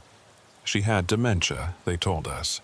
Her lucid periods were becoming less frequent. There was no guarantee she'd be able to help us. We drove to Bend that afternoon. The care facility was a modern building with large windows, landscaped grounds, and the careful cheerfulness of places designed to make dying comfortable. The staff was friendly but cautious. They led us to Dr. Whitmore's room on the second floor, reminding us to be patient, to speak clearly, to not press too hard if she became confused. She was sitting in a chair by the window when we entered, looking out at the mountains. She was small and frail, her white hair thin and wispy, her hands spotted with age. But when we introduced ourselves and mentioned the Whitmore Wilderness area, something changed in her eyes. A flicker of recognition, or maybe warning. "You were there," she said. Her voice was thin but surprisingly clear. "In my forest." "We're investigating a death that occurred there," I said. "A man was found in a clearing about 2 miles from the main trail. We're trying to understand what happened to him." She was quiet for a moment. Her gaze drifted back to the window, then returned to me. "The clearing, the round one, with the old trees. You know it?" "I know all of them." She shifted in her chair, wincing slightly. "I spent years in that forest, walking, measuring, listening." A pause, trying to understand. "Understand what, Dr. Whitmore?" She looked at me with those cloudy eyes, and I saw something behind them. Intelligence, intensity. A mind still working despite the fog of age and illness. "Time," she said. I was trying to understand time. Over the next hour, in fragments and tangents and looping digressions, she told us about her research. In 1987, her team had set up monitoring equipment throughout the Whitmore Wilderness area. Sensors to measure temperature, humidity, barometric pressure, electromagnetic fields. Standard environmental research, but almost immediately they'd noticed anomalies. The instruments would contradict each other, she said. A thermometer in one location would show a different reading than one 50 feet away. Barometers would spike for no reason, and the clocks... She shook her head. The clocks were the worst. What happened with the clocks? They wouldn't agree. We'd synchronize them in the morning, and by afternoon, they'd be off. Sometimes by minutes, sometimes by hours. We thought it was equipment failure at first. We replaced everything, every instrument, every clock. Same results. "So you started mapping?" I said. She nodded slowly. "We wanted to find the pattern, where the anomalies were strongest, where time moved differently." "And did you find it?" "Yes." Her hands, resting in her lap, trembled slightly. "There are places in that forest where time doesn't flow the same way. We called them pockets. Little zones where the rate is different. Faster, usually, sometimes slower. Most of them are small. You can walk through one in a few steps and not even notice. But some of them..." She trailed off. "The clearing," I said. "The one where we found the body. That's the strongest one. The center of it all." She looked at me with an expression I couldn't read. I told them not to go there. I told them it was dangerous, but Thomas didn't listen. Thomas? One of my graduate students, young man, very smart, very confident. He wanted to set up a sensor in the clearing, get readings from the heart of the anomaly. I told him no. He went anyway. She was quiet for a moment. He was gone for an hour. Howdy he? When he came back, what happened? He'd aged. The words came out flat, matter of fact, as if she were describing the weather. Not much. A few weeks, maybe a month. His hair was longer. He had a beard he hadn't had before. He didn't remember any of it. He thought he'd been gone for an hour.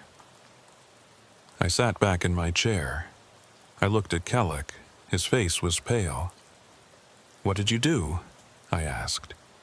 We ended the study, packed up the equipment, left. She folded her hands tighter. The university wanted a final report. I couldn't write one. How do you explain something like that? They'd think I was crazy. So I just stopped. And Thomas? What happened to him? He left the program, moved away. I don't know where he went. A pause. He was frightened. We all were. I processed this. A story from almost 40 years ago, told by a woman with dementia. It could be confabulation, false memory, the mind filling in gaps with invented details. But it matched what I'd seen. The body aging faster than it should. The watches stopping in the clearing.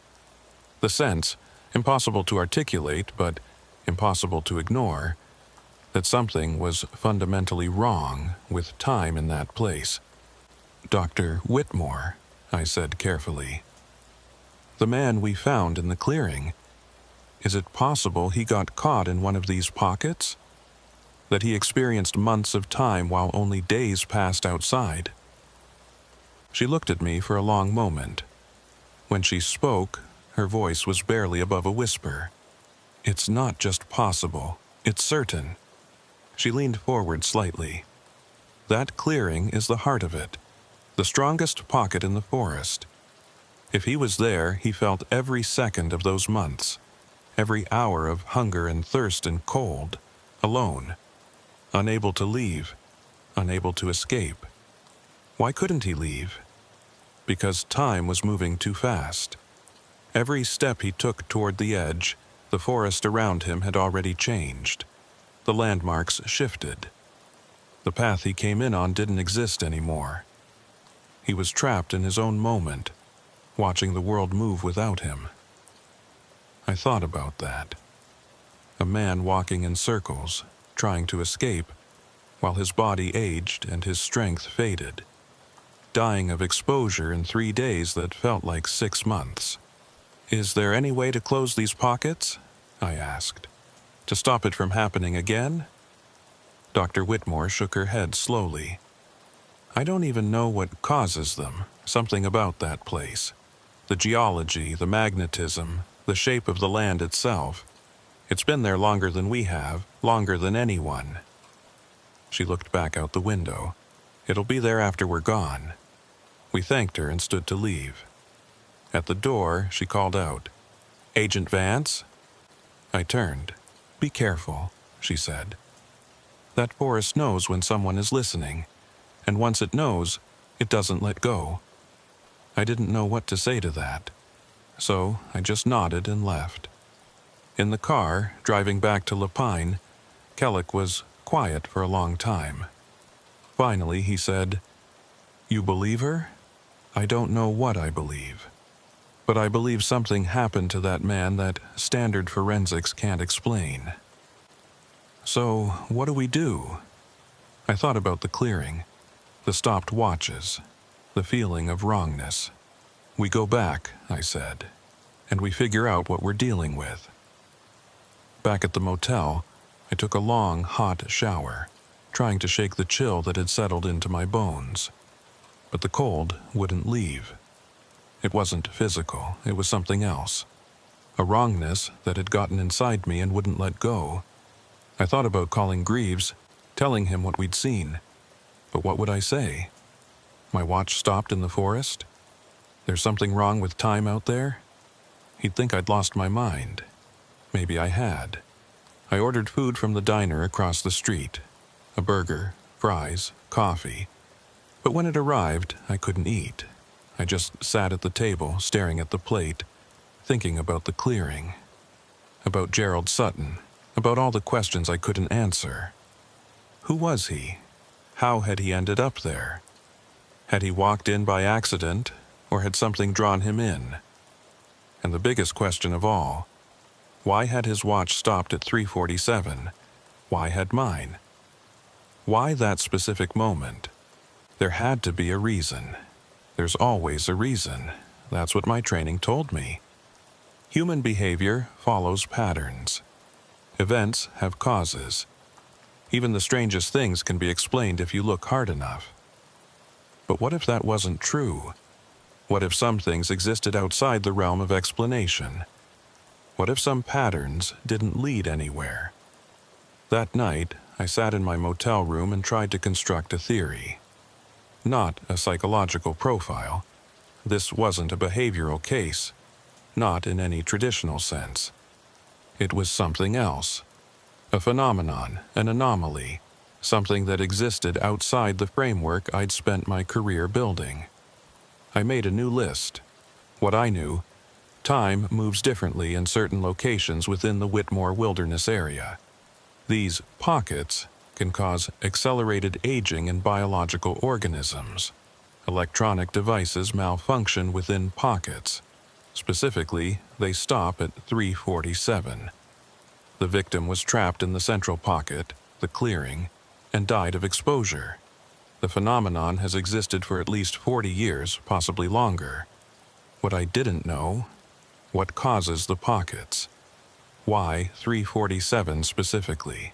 Who the victim was? How he got to the clearing? Whether there are other victims? The last question troubled me most. If the clearing was a trap, a place where time moved so fast that escape was impossible, then the man we'd found might not be the first. There could be others, over decades, over centuries. I asked Kellick to pull missing person reports for the region going back as far as records existed. Anyone who'd disappeared in or near the Whitmore Wilderness area. It was a long shot. Most of those cases would have conventional explanations. But I needed to know. He came back with a list the next day. 12 names over 5 decades. Hikers, hunters, campers, a couple of drifters passing through. Most had been found eventually, lost, injured, occasionally deceased from falls or animal attacks, normal tragedies with normal causes. But 3 had never been found. They'd vanished without a trace. I looked at the dates: 1973, 91, 2008. Pull the files on these 3, I said. The files arrived that afternoon. They were thin, incomplete investigations that had run out of leads.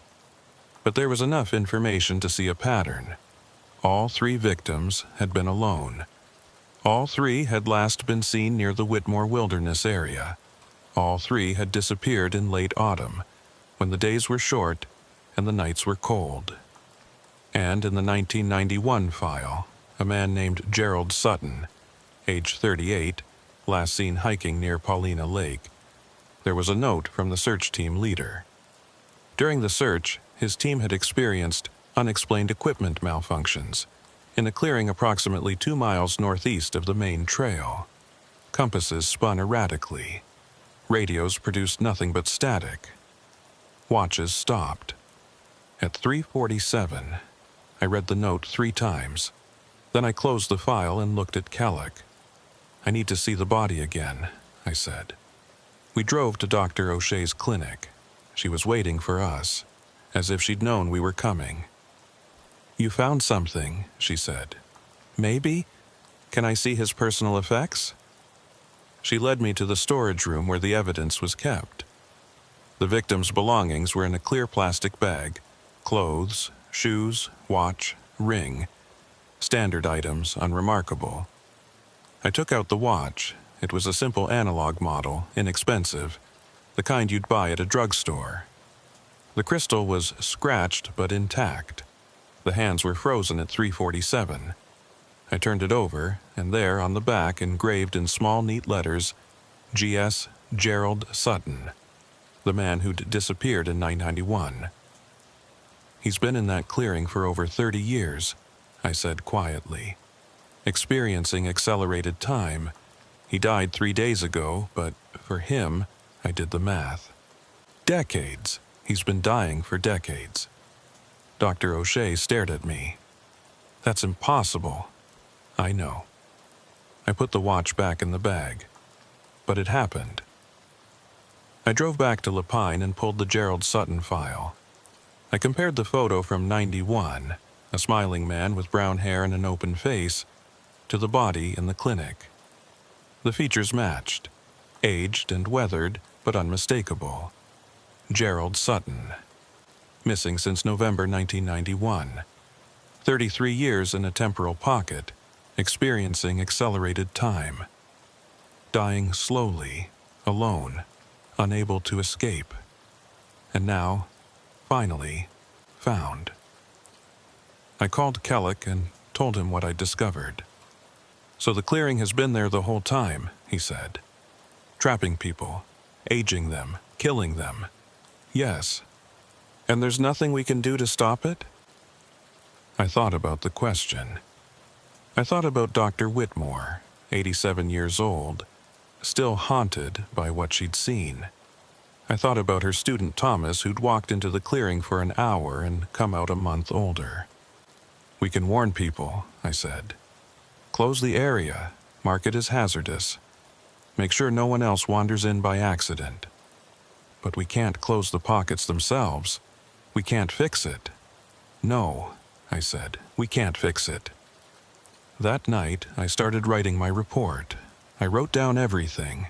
The body, the anomalies, Dr. Whitmore's research, the stopped watches, the pattern of disappearances. I wrote a recommendation that the Whitmore Wilderness area be closed to public access immediately and indefinitely. But as I wrote, I kept thinking about the clearing, kept seeing it in my mind. The tall trees, the depression in the center, the feeling of standing at the edge and looking in. And I realized I wasn't done. I needed to go back, one more time. At night, when 3:47 actually came, I needed to see what happened. I needed to understand. It wasn't rational, it wasn't safe. But I was going to do it anyway. I told Kellick my plan. He didn't like it. That's a terrible idea, he said. We were in the conference room at the sheriff's office, maps and files spread across the table. You saw what happened to Gerald Sutton. What if you get trapped in there too? I won't enter the clearing. I'll observe from the edge, document what I see, and will bring equipment that doesn't rely on local electronics. Satellite phones, GPS trackers, things that connect to systems outside the anomaly. You don't know that'll work. You don't know anything about how this thing operates. He was right, I didn't, but I was going anyway. I need to see it, I said. I need to understand what we're dealing with. Right now, all I have are theories and second-hand accounts. I need direct observation. Kellick was quiet for a moment. Then, I'm coming with you. You don't have to. Yeah, I do. He looked at me with an expression that was equal parts fear and determination. Someone needs to watch your back. Make sure you don't do something stupid. I almost smiled. Fair enough. We reached the trailhead at 4:30 p.m., with about an hour of daylight remaining. The forest was quiet. No wind, no birdsong, just the silence of a world holding its breath. We hiked in fast, following the GPS route, our footsteps crunching on the carpet of needles. The clearing looked different in the fading light. The trees seemed taller, closer together, their branches more tangled. The open space in the center seemed smaller, more intimate, more like a trap. We stay at the edge, I said. We don't go in, no matter what. Kellick nodded. His face was pale, but his jaw was set. We positioned ourselves on opposite sides of the clearing about 20 feet apart, with clear sight lines to the center. The depression where Gerald Sutton had died was visible in the dim light, a shallow indent, the only mark on the otherwise pristine floor of needles. Then we waited. The sun went down. The forest darkened. Stars appeared overhead, bright and hard in the clear mountain air. The temperature dropped. I could see my breath, white clouds in the beam of my flashlight. 5:45 p.m., 6:30. Nothing happened. The clearing was still and silent. No movement, no sound, nothing. 7, 8, 9. The cold seeped in through my coat, my gloves, my boots. I shifted my weight, trying to keep my muscles from stiffening. Across the clearing, I could see Kellick's flashlight beam moving occasionally as he did the same. 10, 11. I started to wonder if we'd made a mistake. If whatever happened here was random, unpredictable, not tied to time of day. If we'd spend the whole night standing in the cold and see nothing. Midnight, 1 o'clock a.m., 2 o'clock. Then, at 3:15, I heard something. It started faint, at the very edge of perception. A sound coming from inside the clearing. Not wind, not animals, not any natural noise I could identify. It was more like a vibration, a low hum that I felt in my chest as much as heard with my ears. I looked at Kellick. He'd heard it too. His flashlight was pointed at the center of the clearing, the beam steady. The sound grew. It became a tone, a frequency, a presence that filled the air. And underneath it, woven through it, something else. A voice, human, male, speaking words I couldn't quite make out. The voice was distant at first, as if coming from far away, but it grew clearer, closer, more distinct. It was speaking in a rhythmic pattern, not quite conversation, not quite recitation, something in between, and then I realized what I was hearing. It was my voice. I was listening to myself speak, words I hadn't said, a conversation I hadn't had, but unmistakably, undeniably, my own voice echoing from the center of the clearing. "Agent Vance," the voice said. "This is my report on the Whitmore Wilderness Area investigation." I stood frozen. My heart was pounding. My breath came in short, shallow gasps. The voice continued. It described the case, the body, the anomalies, the interviews with Dr. O'Shea and Dr. Whitmore. It presented conclusions. It made recommendations. It was a formal report, delivered in a formal tone, exactly the kind of thing I would write and present to my supervisors. But I hadn't written it yet. I hadn't made those conclusions. I hadn't formulated those recommendations. The voice was reporting from a future that hadn't happened. "The clearing contains a localized temporal anomaly," the voice said. "Subjects exposed to the anomaly experience accelerated time relative to the external environment. The degree of acceleration correlates with proximity to the center of the clearing and duration of exposure. Prolonged exposure results in death by dehydration and hypothermia, as the subject's biological processes continue at an accelerated rate while they are unable to obtain food or water." The voice paused. Then it said, "Recommendation. The Whitmore Wilderness Area should be closed to public access immediately and indefinitely. The central clearing should be marked as a hazardous zone. No personnel should enter the clearing under any circumstances. Further research into the nature and cause of the anomaly is not recommended at this time." The voice stopped. The silence that followed was total. The hum faded, the vibration ceased, and the clearing was still again. Just the cold and the dark and the stars overhead. I stood there, unable to move. I'd just heard my own voice deliver a report I hadn't written yet. A report that summarized findings I hadn't made. A report from a future that, as far as I knew, hadn't occurred. "Kellic," I said. My voice came out hoarse.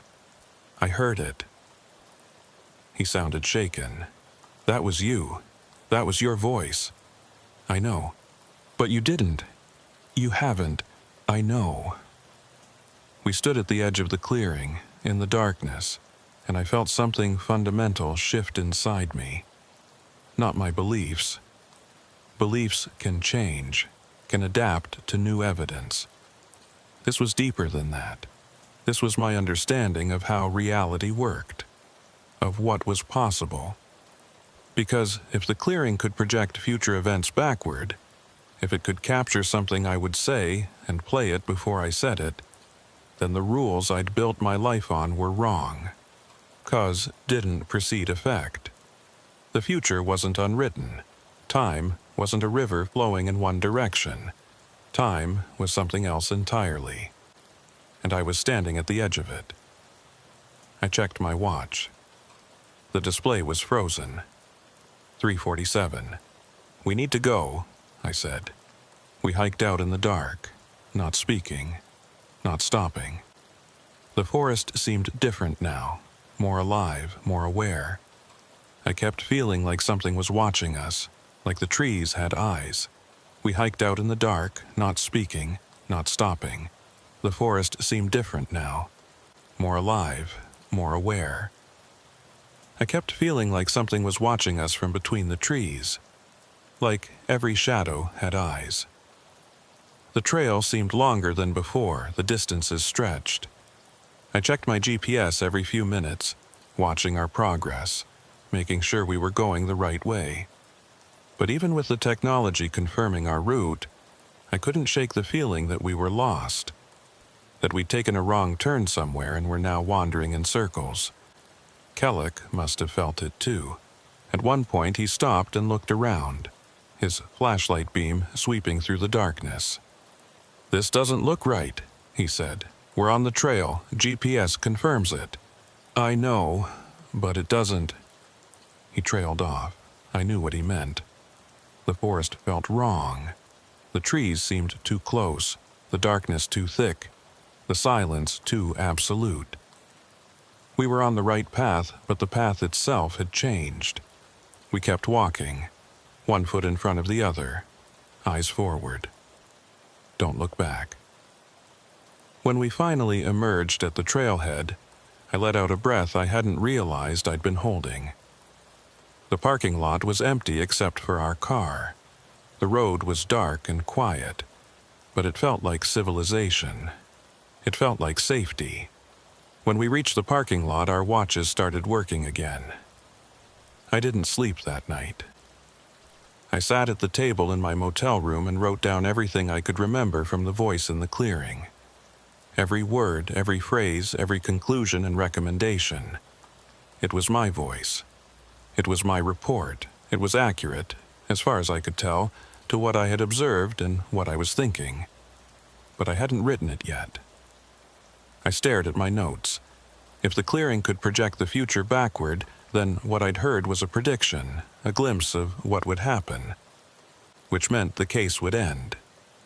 I would write the report. The area would be closed. But it also meant something else, something that made my skin crawl. It meant the future was already determined. It meant my choices, my actions, my decisions. They were all just steps in a pattern that had already been completed.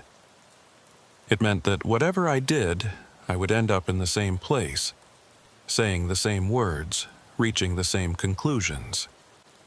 Was that true? Was choice an illusion? Or was there another explanation? Was the voice not a prediction, but a possibility? One future among many, shaped by the choices I'd made so far, but not locked in. I didn't know. I couldn't know. The evidence wasn't sufficient. But I knew one thing. The clearing had spoken to me. It had shown me something it wanted me to see, and I didn't understand why. The next 3 days were a blur of activity. I wrote my report, not all of it, not the final version, but a preliminary draft. I coordinated with the Forest Service to initiate the closure process. I arranged for Gerald Sutton's remains to be returned to his family. I tied up the loose ends of the case. But the whole time, I kept thinking about the voice in the clearing, kept hearing it in my head, kept wondering what it meant. On the fourth day, Kellick came to me with a strange expression. "I went back," he said. "Back where?" "The clearing, last night, alone." I stared at him. "I told you not to do that." "I know." But I couldn't stop thinking about it. I had to see it again. I had to know if it would happen to me, too. "And?" He was quiet for a moment. Then, I heard a voice. My voice. Saying things I haven't said yet. "What things?" He looked at me, and I saw fear in his eyes. Real fear. "I heard myself calling you, telling you that you had to come back, that you'd missed something, that there was something in the clearing you hadn't found yet." My blood went cold. "That call hasn't happened," I said. "I know, but I heard it, every word." I sat down. I tried to think if Kellick had heard a future conversation, a conversation where he told me I needed to return, then the case wasn't over. Something was still out there. Something I'd missed. Or else the clearing was playing with us, showing us fragments of possible futures to manipulate our behavior, drawing us back. "I'm not going back," I said. "I know." Kellick paused. "But I think you will, eventually. I think that's what it wants." I didn't respond. That night, I lay in bed, staring at the ceiling. The room was dark. The motel was quiet. There was nothing to hear but the hum of the heater and the occasional car passing on the road outside. But underneath those sounds, at the very edge of perception, I thought I heard something else. A voice. Faint. Distant. Saying words I couldn't quite make out. I closed my eyes and tried to sleep. The voice didn't stop. I returned to Quantico a week later. The report was filed. The Forest Service initiated a review, and within a month, the Whitmore Wilderness area was officially closed to public access. The reason given to the press was geological instability. A convenient lie, simpler than the truth. Better for everyone. Gerald Sutton was identified and his remains were returned to his family. His sister was still alive in her 70s, living in Portland.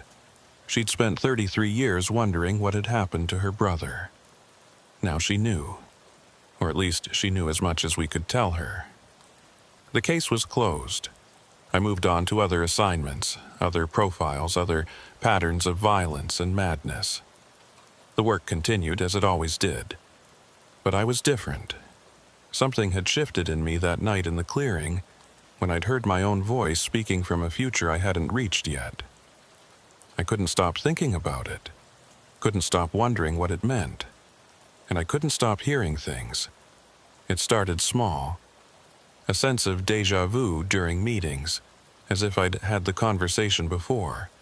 A word on the tip of my tongue that turned out to be exactly what someone else was about to say. Moments where I knew what would happen a few seconds before it happened. Not premonition exactly, but memory. As if I were remembering events that hadn't occurred yet. At first, I tried to rationalize it. Stress, sleep deprivation, the psychological residue of a traumatic experience. I'd spent too much time thinking about time, about anomalies, about things that couldn't be explained. My brain was overstimulated. It was seeing patterns where none existed. That's what pattern recognition does. It finds connections, and when it doesn't find them, it invents them. I knew that. I'd studied it. False positives are the price we pay for being able to see real patterns at all. But the experiences kept happening, and they kept getting more specific. One morning, I woke up with the certainty that I would receive an email from Greaves at 9:15 a.m. asking me to consult on a case in Baltimore. I lay in bed for an hour, watching the clock, telling myself it was ridiculous. At 9:15, the email arrived. Another time, I was in a meeting with 3 other analysts discussing a profile for a serial arsonist in Ohio. I absolutely knew, that one of my colleagues, a woman named Carla Reese, was about to say, "What if the accelerant is homemade? Something he's mixing himself?" I knew it before she opened her mouth, before she drew breath to speak. And when she said it, those exact words, in that exact order, I felt something cold move through me. It wasn't possible. None of it was possible. But it was happening. I told myself it was nothing. Coincidence. Lucky guesses. The brain finding patterns in noise. I told myself that over and over like a mantra. But the feeling didn't go away. It grew stronger, more specific. One afternoon, I was reviewing a case file when I knew, with absolute certainty, that my phone was about to ring. I knew who would be calling and what they would say. 10 seconds later, the phone rang. It was Kellogg. "Agent Vance," he said, "I need to tell you something about the clearing." The exact words I'd expected. "Go ahead," I said. He told me he'd gone back again. He couldn't help himself. He'd stood at the edge of the clearing in the dark and listened. "I heard more voices," he said. "Not just mine, not just yours. Other voices, people I don't recognize.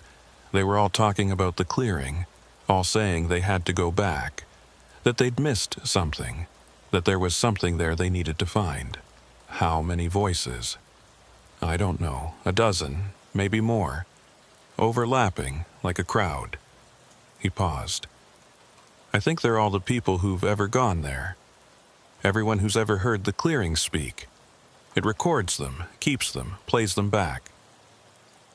I thought about that. A clearing that collected voices, that captured moments and stored them and repeated them endlessly. "What do you think it wants?" I asked. "I don't know," Kellogg said. "But I think it's trying to bring them back, all of them. Everyone who's ever heard it. It wants them to return." After the call, I sat at my desk for a long time. I thought about the voices Kellogg had heard. The crowd of people, all saying the same thing. All being drawn back. Was I one of them now? Would I hear myself in that chorus someday? My voice mixed with all the others, calling out from the clearing to whoever was listening. And more importantly, was I going to go back? I told myself no. The case was closed. There was no reason to return. Whatever was in that clearing, I'd done my job. I'd documented it. I'd recommended closure. I'd warned people away. But the thought stayed with me. The idea that I'd missed something. That there was more to find. That the clearing had shown me only a fragment of what it could show. 3 months after I returned to Quantico, I started having dreams. In the dreams, I was in the clearing, standing at the edge, looking in. The trees were taller than I remembered, their branches reaching toward the center like fingers. The depression where Gerald Sutton had died was deeper, darker, a wound in the earth. And in the center, something was waiting. I couldn't see it clearly. It was just a shape, a presence, a density in the air. But I knew it was aware of me. I knew it wanted me to come closer. In the dreams, I always walked in. I always stepped over the threshold, into the clearing toward the center. And the moment I did, the shape began to move, began to rise, and then I woke up. Every time I woke up at 3:47 a.m., every time the room was silent and dark.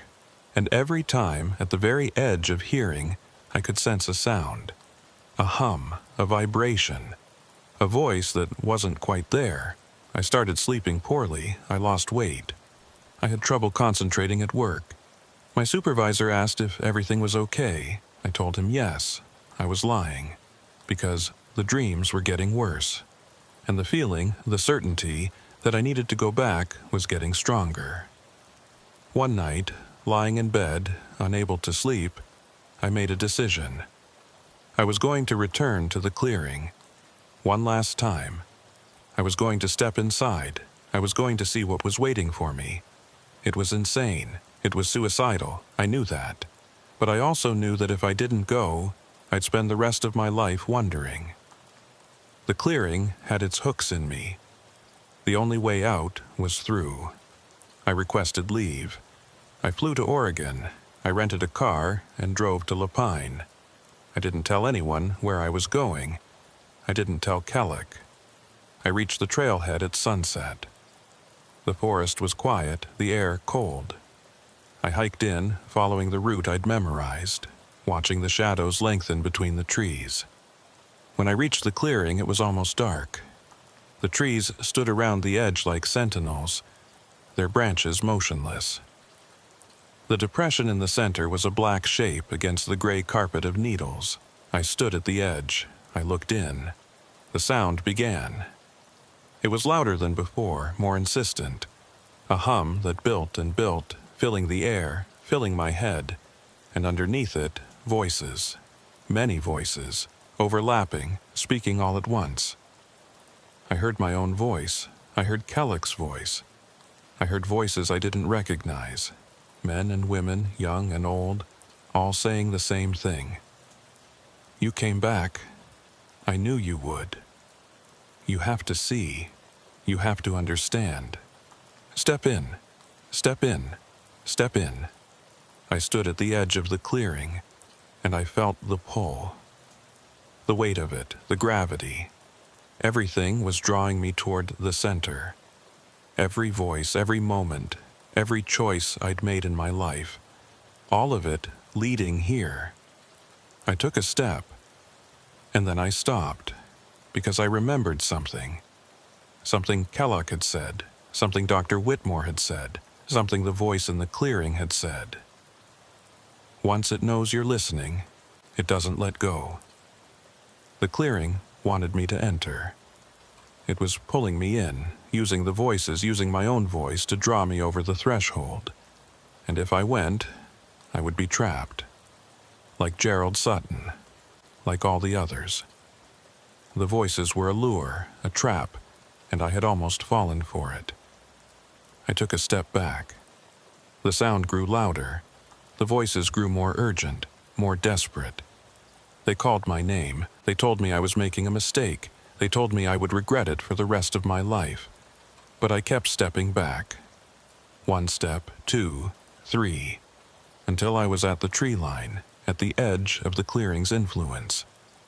The sound faded. The voices diminished. The silence of the forest returned. I stood there for a long time, breathing hard, my heart pounding. I had almost gone in. I had been 1 step away from joining the chorus, from becoming another voice calling out to whoever came next. But I hadn't. I had stopped. I turned and walked away from the clearing, back through the forest, through the dark, to the trailhead in my car. I drove to the airport and flew home. I went back to work. I filed my leave as personal time, no explanation. I didn't go back. But I still hear it. Every night in my apartment in Virginia, in the silence after midnight, I hear the hum, the vibration, the voices. I've tried to block it out. I sleep with music on, with the television, with white noise apps and sound machines, but the sound comes through. It's always there, underneath everything else, waiting. Kellick was right. The clearing records everyone who hears it. It keeps them. It plays them back. And now I'm part of that collection. My voice is in the chorus, and every night it calls to me. I've started researching, just like Dr. Whitmore did, just like I imagine Gerald Sutton did before he disappeared. I've found reports from around the world, places where time moves strangely, where voices echo from nowhere, where people are drawn back again and again. We're not alone in this. There are others. And I've started to wonder, what if we all went back? What if everyone who's heard the clearing returned at the same time? What if we all stepped in all at once and gave it what it wants? What would happen? I don't know. I'm not sure I want to know, but I think about it. Every night, lying in bed, listening to the hum, I think about it. And sometimes, more and more often, I think about going back, just to see, just to understand, just to find out what's really waiting in the center of that clearing. I haven't gone yet. I've resisted, I've stayed away. But the voice keeps calling. My own voice and all the others, whispering, insisting, promising. You'll come back. You always come back. Everyone comes back. I don't know if that's true. I don't know if choice is real, or if everything I do is just a step in a pattern that's already complete. But I know this. The clearing is waiting. It's been waiting for a long time, and it's patient. It can wait a little longer. So can I. For now. But every night when I close my eyes, I'm back at the edge, looking in, listening to the voices, deciding. And every night the pull gets a little stronger. Some places exist outside of time. Some moments refuse to end, and some choices, once made, echo forever. In the silence, in the trees, in the space between seconds where something waits and watches and calls. I made my choice. I walked away. But the clearing remembers. The clearing recorded me. And now my voice is there, in the dark, calling to whoever comes next. One day, I might answer. One day, I might go back. One day, I might step in and find out what's waiting. But not today. Today, I'm still deciding. Still standing at the threshold. Still listening to the voices call my name. There's a notebook on my desk now. I started keeping it a few weeks ago. In it, I write down every moment of déjà vu, every premonition, every time I know something before it happens. I've filled 20 pages already. The list keeps growing. I don't know what it means.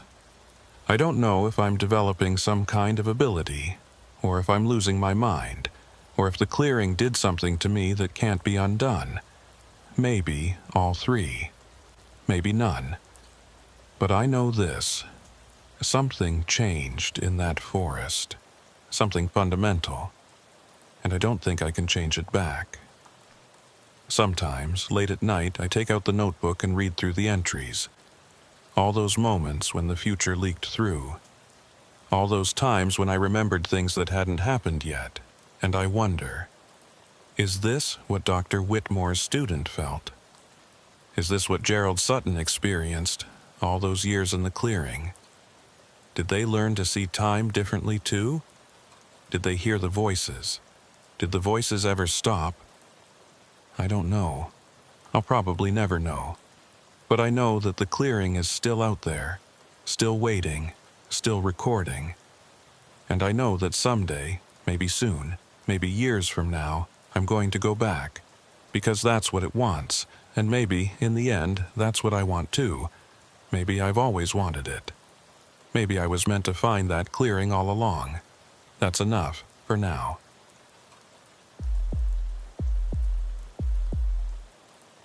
There are frequencies the human ear isn't supposed to hear.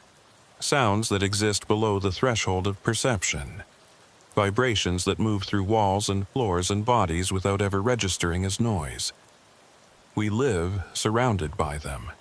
The hum of power lines, the pulse of distant machinery, the subsonic rumble of the earth itself. Most of the time, we don't notice. Our brains filter them out, classify them as irrelevant, let them pass without comment.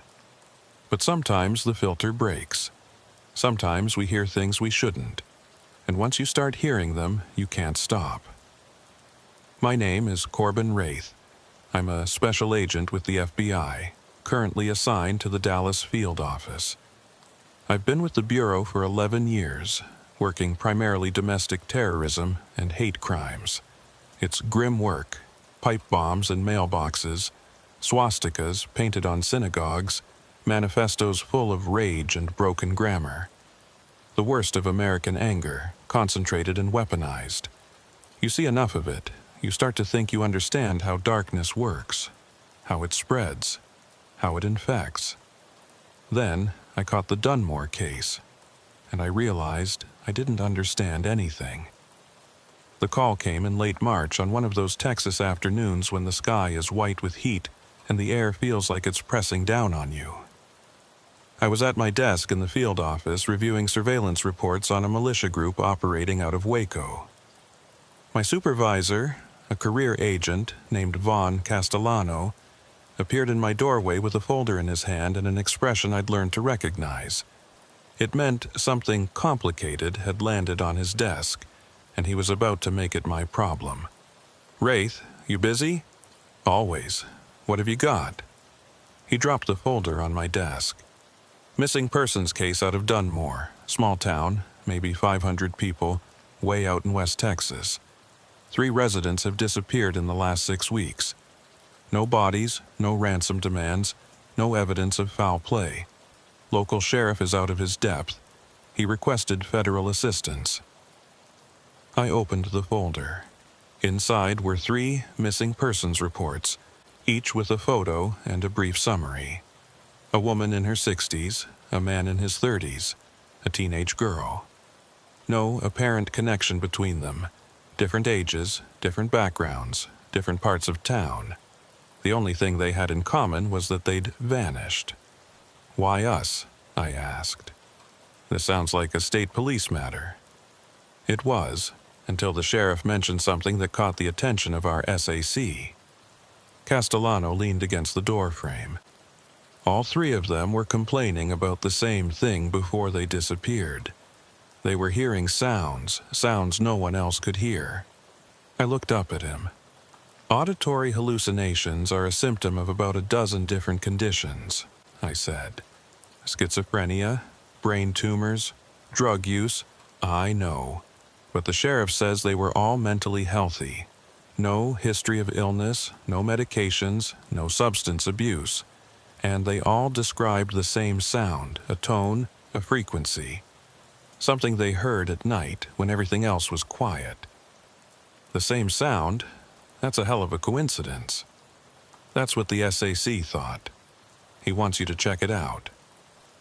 Castellano straightened up. "Take Mira Okonkwo with you. She's got a background in acoustic analysis. Did her graduate work on infrasound before she joined the Bureau. If there's something in the air out there, she'll find it." I'd worked with Mira before. She was sharp, methodical, not easily rattled.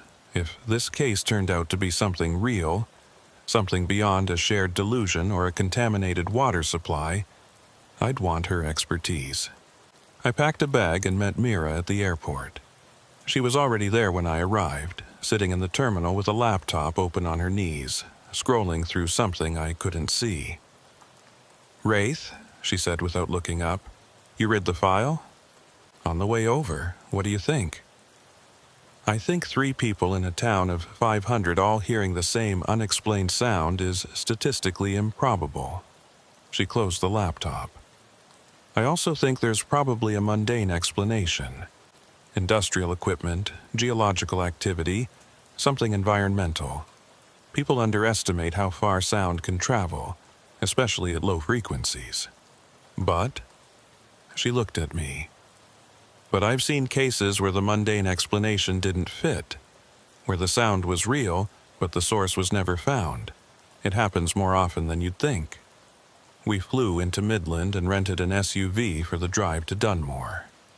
It took almost 3 hours, most of it on 2-lane roads that cut through flat, empty ranch land. The landscape was brown and beige and endless, dotted with mesquite trees and the occasional pump jack nodding slowly in the heat. The sky was enormous, a pale blue dome that seemed to press down on everything beneath it. Dunmore appeared on the horizon as a cluster of low buildings, a water tower, a church steeple. As we got closer, I could see the main street, a hardware store, a grocery, a diner, a gas station, the kind of town that existed to serve the ranches around it and not much else. The kind of town where everyone knew everyone, and strangers were noticed immediately. I'd seen towns like this before. They exist all over West Texas. Little clusters of humanity hanging on in the middle of nothing, sustained by ranching and oil and sheer stubbornness. The people who live in them are particular. They don't trust outsiders easily. They solve their own problems when they can. The fact that Sheriff Varner had called the FBI meant he was truly out of options. We pulled up to the sheriff's office and parked in the small lot out front. The building was modest, single-story, brick facade, American flag hanging limp in the still air. A patrol car sat in the shade of an awning, its windows down. Inside, through the glass door, I could see a reception desk and a hallway leading to offices in the back. The sheriff's office was in a small building next to the post office. Inside, it smelled like coffee and old paper. The sheriff himself was a man named Dale Varner, late 50s, sun-weathered face, the slow and careful manner of someone who'd spent his life solving problems without rushing. He had a firm handshake and eyes that assessed you without being aggressive about it. The kind of lawman who'd seen enough to be skeptical, but not enough to be cynical. I liked him immediately. He led us to his office, where he'd laid out the case files on his desk. The room was small and functional. Metal desk, filing cabinets, a window that looked out on the main street. On the wall was a map of Dunmore and the surrounding county, studded with pins in various colors. I assumed they marked the locations relevant to the disappearances. "Appreciate you coming," he said, gesturing for us to sit. "I'll be honest, I don't know what we're dealing with here. In 30 years, I've never seen anything like it."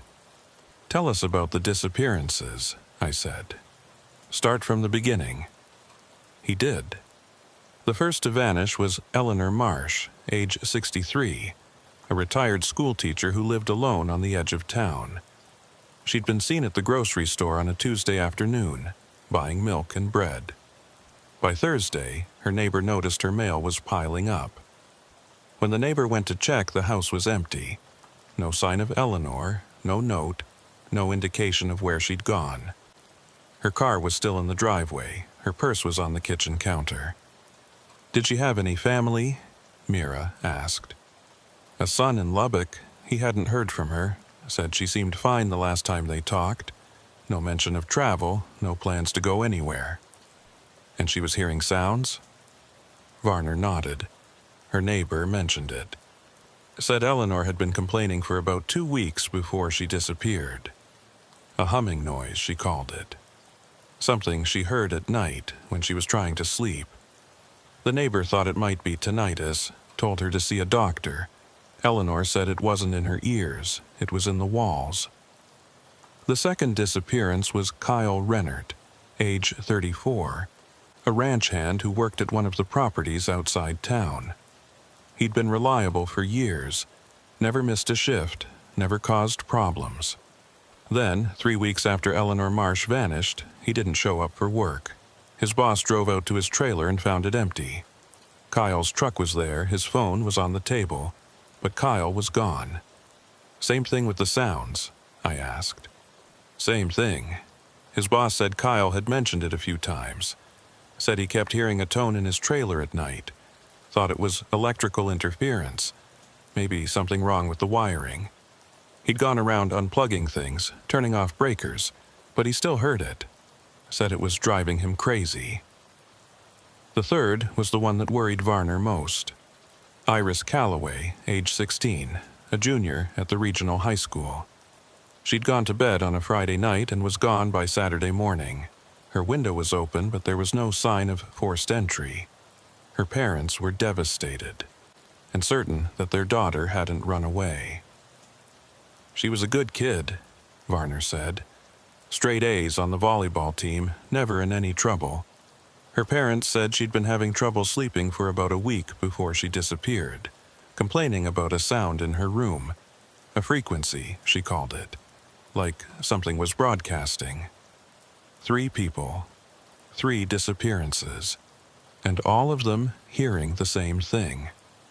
"Did you investigate the sound?" I asked. "Check for sources?" "Best I could. I'm not an expert. I walked through Eleanor's house, Kyle's trailer, the Calloway place. Didn't hear anything unusual. Didn't find any equipment, any devices, anything that could be generating a signal. But I'm just one man with one pair of ears. If there's something out there operating on a frequency I can't perceive." He spread his hands. "That was why we were here." Mira and I spent the rest of the afternoon setting up. We'd brought equipment, spectrum analyzers, microphones sensitive to infrasound, recording devices that could capture frequencies below the range of human hearing. If there was a sound in Dunmore, we'd find it. We started at Eleanor Marsh's house. It was a small, tidy place, single story, white siding, a porch with 2 rocking chairs. Inside, everything was neat and still. The furniture was old but well maintained. Family photos on the walls, a bookshelf full of paperbacks. The life of a woman who'd lived alone and liked it that way. Mira set up the equipment while I walked through the rooms, looking for anything out of place. The kitchen was clean, the bedroom was made. There was a half-finished crossword puzzle on the coffee table, a pen resting in the fold. Nothing to suggest Eleanor had been planning to leave. Nothing to suggest she'd been taken against her will. "I'm getting some low-frequency activity," Mira said from the living room. "Background noise mostly. Traffic, wind, the usual. But there's something else." I walked over. She was looking at her laptop screen, where a spectrogram displayed the frequency analysis in real time. "There," she said, pointing. "See that spike? Around 18 hertz. It's faint, but it's consistent. And it's not coming from any obvious source." 18 hertz. Just below the threshold of human hearing. The kind of frequency that could cause unease, anxiety, even hallucinations if it was strong enough. "Can you locate it?" "Not yet, but I can try." We spent the next 2 hours moving through the house with a directional microphone, trying to triangulate the source. The signal was elusive. It seemed to come from everywhere and nowhere. Stronger in some rooms than others, but never pinpointing to a specific location. By the time the sun went down, we still hadn't found it. "Let's try the trailer tomorrow," Mira said, "and the Calloway house. If the signal is present in all 3 locations, we can map it, find the overlap." I agreed. But as we packed up the equipment, I felt something I hadn't expected. A sound, not with my ears, it was too low for that, but I felt it in my chest, in my skull, a pressure that hadn't been there before. A vibration, a tone. "Do you feel that?" I asked. Mira looked at me. "Feel what?" I listened. The sensation was gone. "Nothing," I said, "just tired." But it wasn't nothing, and I knew, even then, that I'd felt the same thing Eleanor Marsh had felt. The same thing Kyle Rennert had felt. The same thing Iris Calloway had felt. The signal was real, and it had noticed me. We spent the next 3 days mapping the sound. Kyle Rennert's trailer. The Calloway house. Other locations around town. The church, the grocery store, the water tower, the elementary school, an abandoned gas station on the edge of town.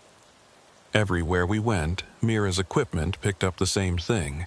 A low-frequency signal hovering around 18 hertz, present but faint. Detectable, but only barely. The signal wasn't constant. It came and went, sometimes strong, sometimes almost absent. It didn't correlate with any obvious pattern, not time of day, not weather conditions, not traffic or industrial activity or electrical load on the local grid. We checked all of it. We mapped the fluctuations against every variable we could think of. Nothing correlated. The signal seemed to operate on its own logic, following rules we couldn't perceive. In the evenings, after we'd finished our field work, Mira and I would sit in the diner on Main Street, eating mediocre food and reviewing our data. The waitress, a middle-aged woman named Carol, who seemed to know everything about everyone in Dunmore, would refill our coffee and ask how the investigation was going. We gave her vague answers. She seemed to know not to press. "You know," she said one night, unprompted, "there have always been stories about sounds out here. My grandmother used to talk about it. Said there was a hum in the desert, something you could hear if you were quiet enough. She called it the old voice, said it had been there since before anyone could remember." I looked at Mira. She looked at me. "Did she say anything else about it?" I asked. "Where it came from? What it meant?" Carol shook her head. "Just that you weren't supposed to listen too closely. She said if you listened too long, it would notice you." She smiled, a little embarrassed. Old folk stories. Probably nothing. But it wasn't nothing. That night, back at the motel, I made a note to research local folklore. If the signal had been present for generations, if people had been hearing it long before Emmett Solis built his machine, that changed our understanding of what we were dealing with. "I've never seen anything like this," Mira said on the third night. We were in our motel room in Dunmore, a small, dated place with thin walls and a parking lot view. She was sitting at the desk, surrounded by equipment, staring at her laptop with an expression of frustrated concentration. "Can you trace it?" I asked. "I've tried. The signal is too diffuse. It's not coming from a single point. It's more like it's coming from everywhere at once, or from underground, or from the air itself." She shook her head. "I don't know how to explain it. Sound doesn't work this way. What if it's not sound? What if it's something else, electromagnetic, seismic, something we're misidentifying? I've checked for that. The equipment would pick it up. This is acoustic. It's a pressure wave, moving through air. It's sound. It just doesn't behave like any sound I've ever studied." I walked to the window and looked out at the parking lot. The night was dark and still. No moon, no streetlights, just the faint glow of the motel sign and the stars overhead. Dunmore felt like a place at the edge of the world. A place where the normal rules might not apply. "The people who heard it," I said. "They disappeared. Why? I don't know. Did they go toward it? Were they trying to find the source? Maybe. Or maybe the sound did something to them. Infrasound can cause psychological effects, anxiety, disorientation, even hallucinations. If the signal was strong enough, and they were exposed long enough, they could have wandered off, gotten lost. It's possible. But it didn't feel right. Eleanor Marsh was a retired schoolteacher who'd lived in Dunmore her whole life. She knew the area. She wouldn't have just wandered into the desert and disappeared. Neither would a ranch hand like Kyle Rennert, who'd spent years working outdoors in this terrain. And Iris Calloway was a teenager who vanished from her own bedroom. She hadn't wandered anywhere. Something else was happening. Something the sound was a part of. The next morning, I went to see Sheriff Varner. I wanted to know more about the town's history, whether anything like this had happened before, whether there were any local legends or rumors that might be relevant. Varner thought about it for a while, then said, "There is one thing. Might be nothing, but tell me." Back in the 70s, there was a man who lived outside town. Name was Emmett Solis. He was some kind of engineer, worked on radio equipment, communication systems, that sort of thing. Had a workshop on his property where he did his research. What kind of research?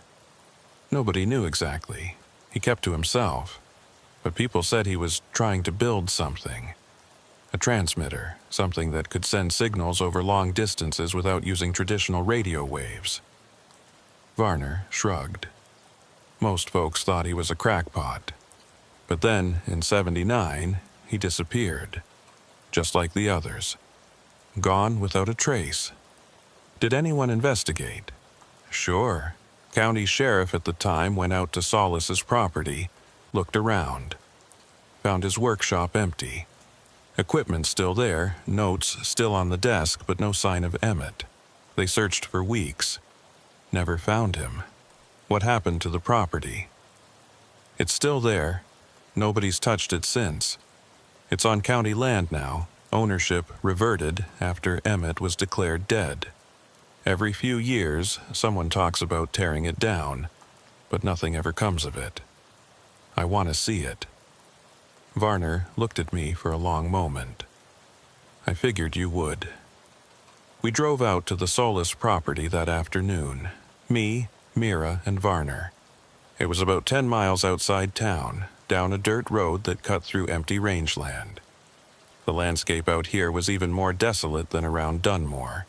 Just scrub brush and red earth and the occasional skeletal tree baking in the sun. We saw no other vehicles, no other people. Nothing to suggest that anyone had come this way in years. The workshop appeared around a bend in the road. A low, corrugated metal building. Rusted, the color of old blood. Surrounded by the remains of what had once been a fence. The wooden posts were still standing, but the wire between them had long since collapsed or been taken. Next to the workshop was a small house, single story, with a caved-in porch and windows black with grime. The place looked like it had been abandoned decades ago, which of course it had. We parked in front of the workshop and got out. The silence was immense. No wind, no birds, no insects. Just the three of us and the two buildings and the empty desert stretching away in every direction. Nobody's been inside in years, Varner said as we approached. Might not be safe. The roof looks like it could come down any minute. We'll be careful. The door to the workshop was locked, but the lock was old and corroded. A few strikes with a rock and it gave way. I pushed the door open and stepped inside. The air was stale and hot, thick with the smell of dust and old metal. Sunlight filtered through gaps in the roof, casting strips of light across the floor. Particles of dust danced in the beams, disturbed by our entry. The workshop was full of equipment. Oscilloscopes, signal generators, racks of vacuum tubes and transistors. Cables coiled on the floor like sleeping snakes. On one wall there was a large antenna array, parabolic dishes and dipole elements, all pointed toward the ceiling. On another wall, a bank of amplifiers and transmitters, their dials set to frequencies I didn't recognize. And in the center of the room, on a heavy wooden table, there was something else. It was a machine. I don't know how else to describe it. A metal frame, about the size of a refrigerator, filled with components I couldn't identify. Coils and capacitors and crystal resonators, all connected by wires in a pattern that seemed both random and deliberate. At the top was a speaker cone, large, maybe 18 inches across, pointed straight up at the ceiling. "What the hell is that?" Varner asked. Mira was already moving toward it, her eyes wide. "It's a transducer, a device for converting electrical signals into sound waves." She walked around the machine, examining it from different angles. "But the design is... I've never seen anything like this. The frequency range would be enormous, and the power requirements." She pointed at the cables running from the machine to a bank of heavy-duty batteries against the wall. This thing was meant to generate serious output. "Infrasound?" I asked. "Possibly, probably. Look at the size of that speaker cone. It's designed for low-frequency reproduction. Very low." She crouched down to look at the base of the machine. "There are settings here. Dials, switches. I think you could tune it to specific frequencies. Like 18 hertz.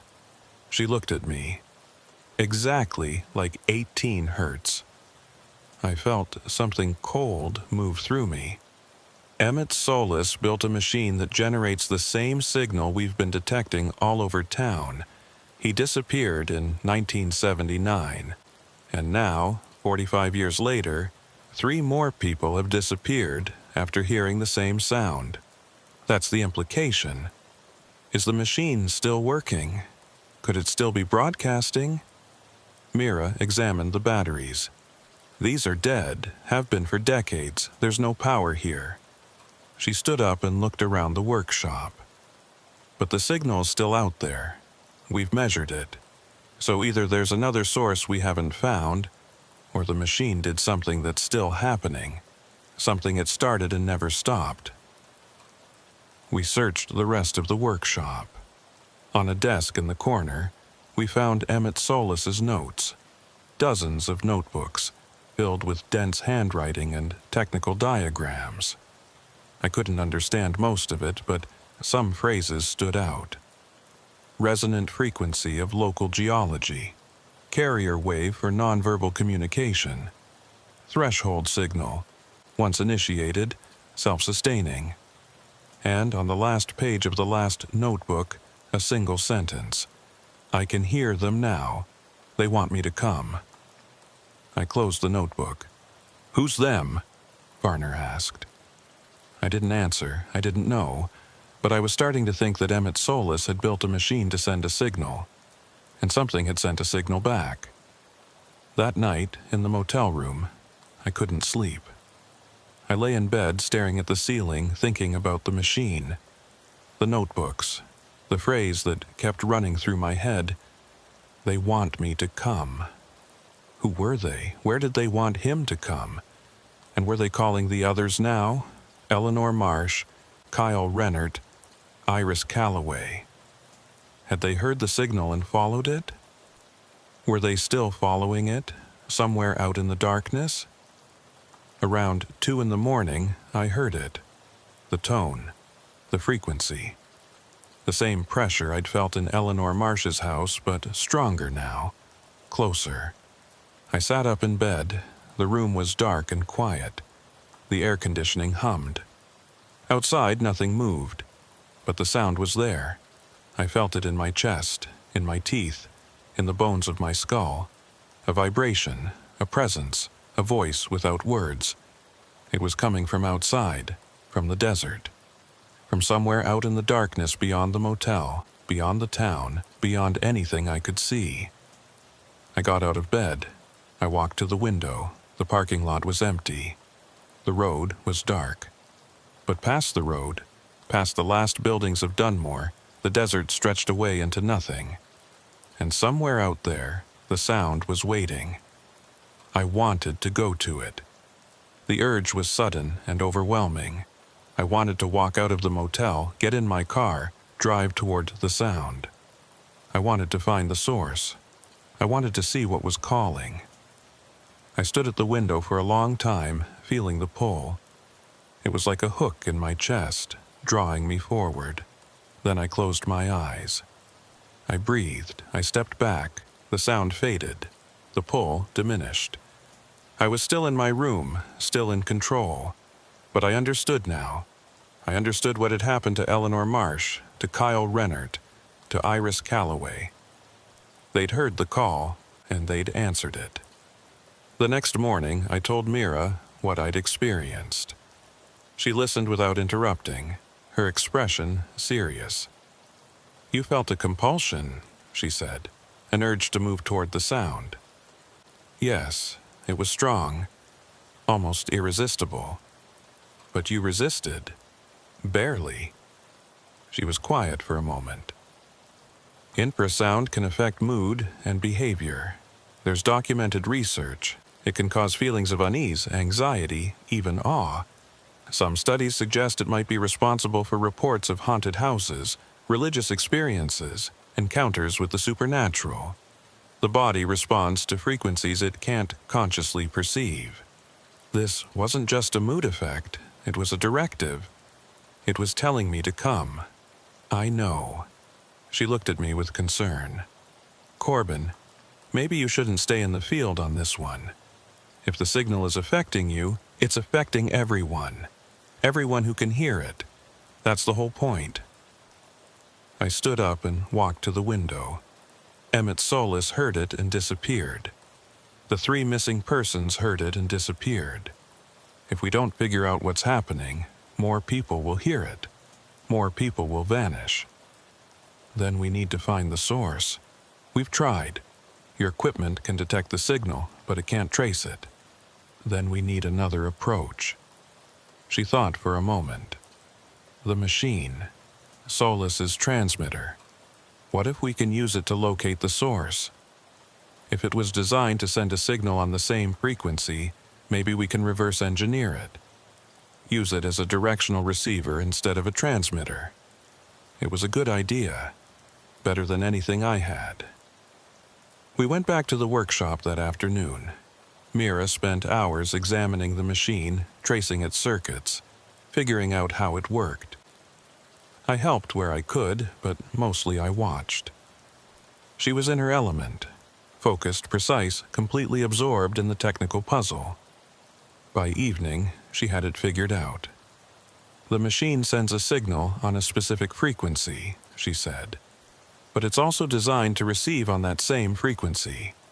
It's a transceiver, not just a transmitter, and the receiving component is directional. It can tell which direction the incoming signal is coming from. So, we can use it to find the source. Theoretically, the batteries are dead, so we'll need to bring in a generator. And I don't know what kind of shape the components are in after 45 years, but if it works, we can find out where the signal is coming from. Yes. We drove back to town and rented a generator from the hardware store.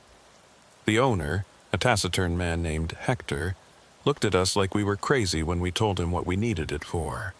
But he took our money and helped us load it into the SUV. That night, we set up at the workshop. Mira connected the generator to the machine and powered it up. The old components hummed and crackled, reluctant to wake after so long. But slowly, the dials began to move. The meters began to register. The machine came alive. Mira adjusted the frequency to 18 hertz. Then, she activated the receiving function. The needle on the directional indicator swung immediately. It pointed northeast, toward the desert, away from town. Got it, Mira said. The signal is coming from that direction. Distance, I can't tell exactly, but it's out there. Can we follow it? We can try. If I monitor the signal strength as we move, I should be able to triangulate the source. We loaded the equipment into the SUV and drove northeast on the only road that went that direction. A 2-lane highway that cut through empty ranch land. The night was dark and moonless. The headlights carved a tunnel through the blackness, and beyond their reach, there was nothing. Just the void. Mira watched the instruments while I drove. The signal strength increased as we moved. Slowly at first, then more rapidly. We were getting closer. After about 20 miles, she said, "Stop here." I pulled over to the side of the road. We were in the middle of nowhere. No buildings, no lights, no indication that anyone had ever been here. "The signal is strongest here," Mira said. "It's coming from that way." She pointed into the darkness, off the road, into the open desert. How far? A mile, maybe 2. Hard to say. I looked out at the blackness. There was nothing to see, just flat ground and scrub brush and the faint silhouette of the distant mountains. But somewhere out there something was broadcasting. Something was calling. "We should wait until morning," Mira said. "Come back with proper gear. Maybe bring the sheriff." She was right. It was the sensible thing to do. But I didn't want to wait. The pull was there again, the hook in my chest, the urge to move toward the sound. It was stronger now, almost painful. I could feel the signal like a physical force, drawing me forward. "I'm going to take a look," I said. "Corbin, just a quick look. Stay here with the equipment. If I'm not back in 30 minutes, call Varner." She didn't like it. I could see it in her face. The tightening of her jaw, the furrow between her eyebrows. But she didn't argue. Maybe she understood that I needed to do this. Or maybe she knew that arguing wouldn't change my mind. 30 minutes, she said. Not a second more. 30 minutes. I got out of the SUV and stood in the darkness for a moment, letting my eyes adjust. The night was immense out here.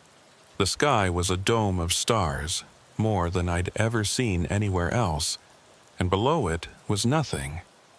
Just the flat black expanse of the desert, stretching away in all directions. I felt small, insignificant, like a mote of dust floating in an ocean. I turned on my flashlight and walked into the desert. The ground was hard and uneven, covered in rocks and dry grass that crunched under my boots. I moved carefully, scanning the terrain ahead, watching for holes or drop-offs. The darkness was absolute. No ambient light, no reference points. Nothing but the beam of my flashlight and the sound pulling me onward. I could feel the signal getting stronger as I walked. The vibration in my chest intensified. The tone became more distinct, more present, like a voice speaking from just behind me. It wasn't just sound anymore. It was a presence, an awareness, something that knew I was coming and was waiting for me to arrive. I thought about turning back. I thought about the sensible thing, returning to the SUV, calling for backup, approaching this with proper resources and planning. That's what training dictated. That's what experience recommended. But the pull was too strong, and some part of me, some irrational primal part, needed to see what was out there, needed to understand. After about 15 minutes, I saw something ahead, a shape in the darkness, low and angular. As I got closer, I could make it out. It was a hole, a depression in the ground, roughly circular, maybe 20 feet across. The sides were steep, almost vertical, descending into blackness. My flashlight couldn't reach the bottom. I stood at the edge and looked down. The sound was coming from inside. It was louder here, more intense, not just a pressure but a vibration that seemed to resonate with my whole body. I could feel it in my heartbeat, in my breathing, in the rhythm of my thoughts. It was calling me, inviting me, promising something I couldn't name. I wanted to go down. I wanted to descend into the hole and find the source. I wanted to see what was making the sound, what had called Emmett Solis and Eleanor Marsh and Kyle Rennert and Iris Calloway. I wanted to understand. I took a step toward the edge.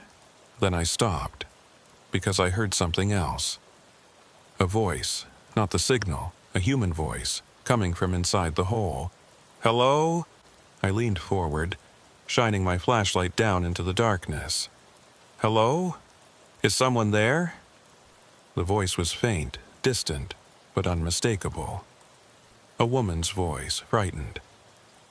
"My name is Agent Corbin Wraith, FBI," I called down.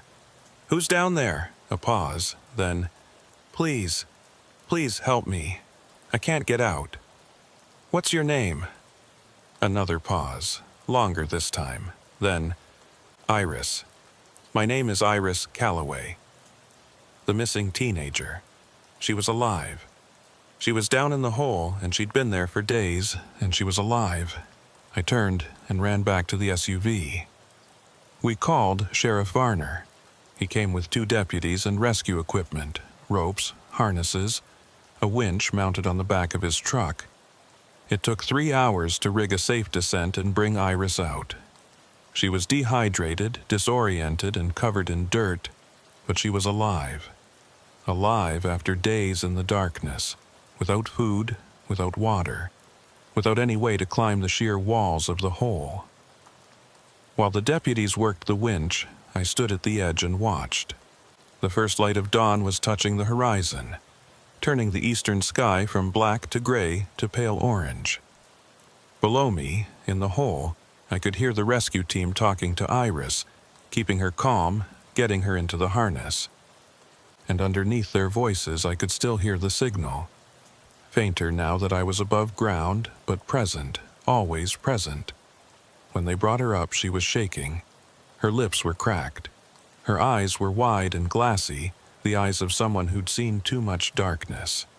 The EMTs wrapped her in a blanket and started an IV, and she just sat there, staring at nothing, trembling. I crouched down next to her. "Iris, my name is Agent Wraith. You're safe now. We're going to take you to the hospital, get you checked out. Your parents are on their way." She looked at me. For a moment, I wasn't sure she understood. Then she said, in a voice that was barely a whisper, "I can still hear it." I nodded. "I know. It's still down there. It's still calling. I know." She grabbed my arm. Her grip was weak but desperate. "Don't go down there," she said.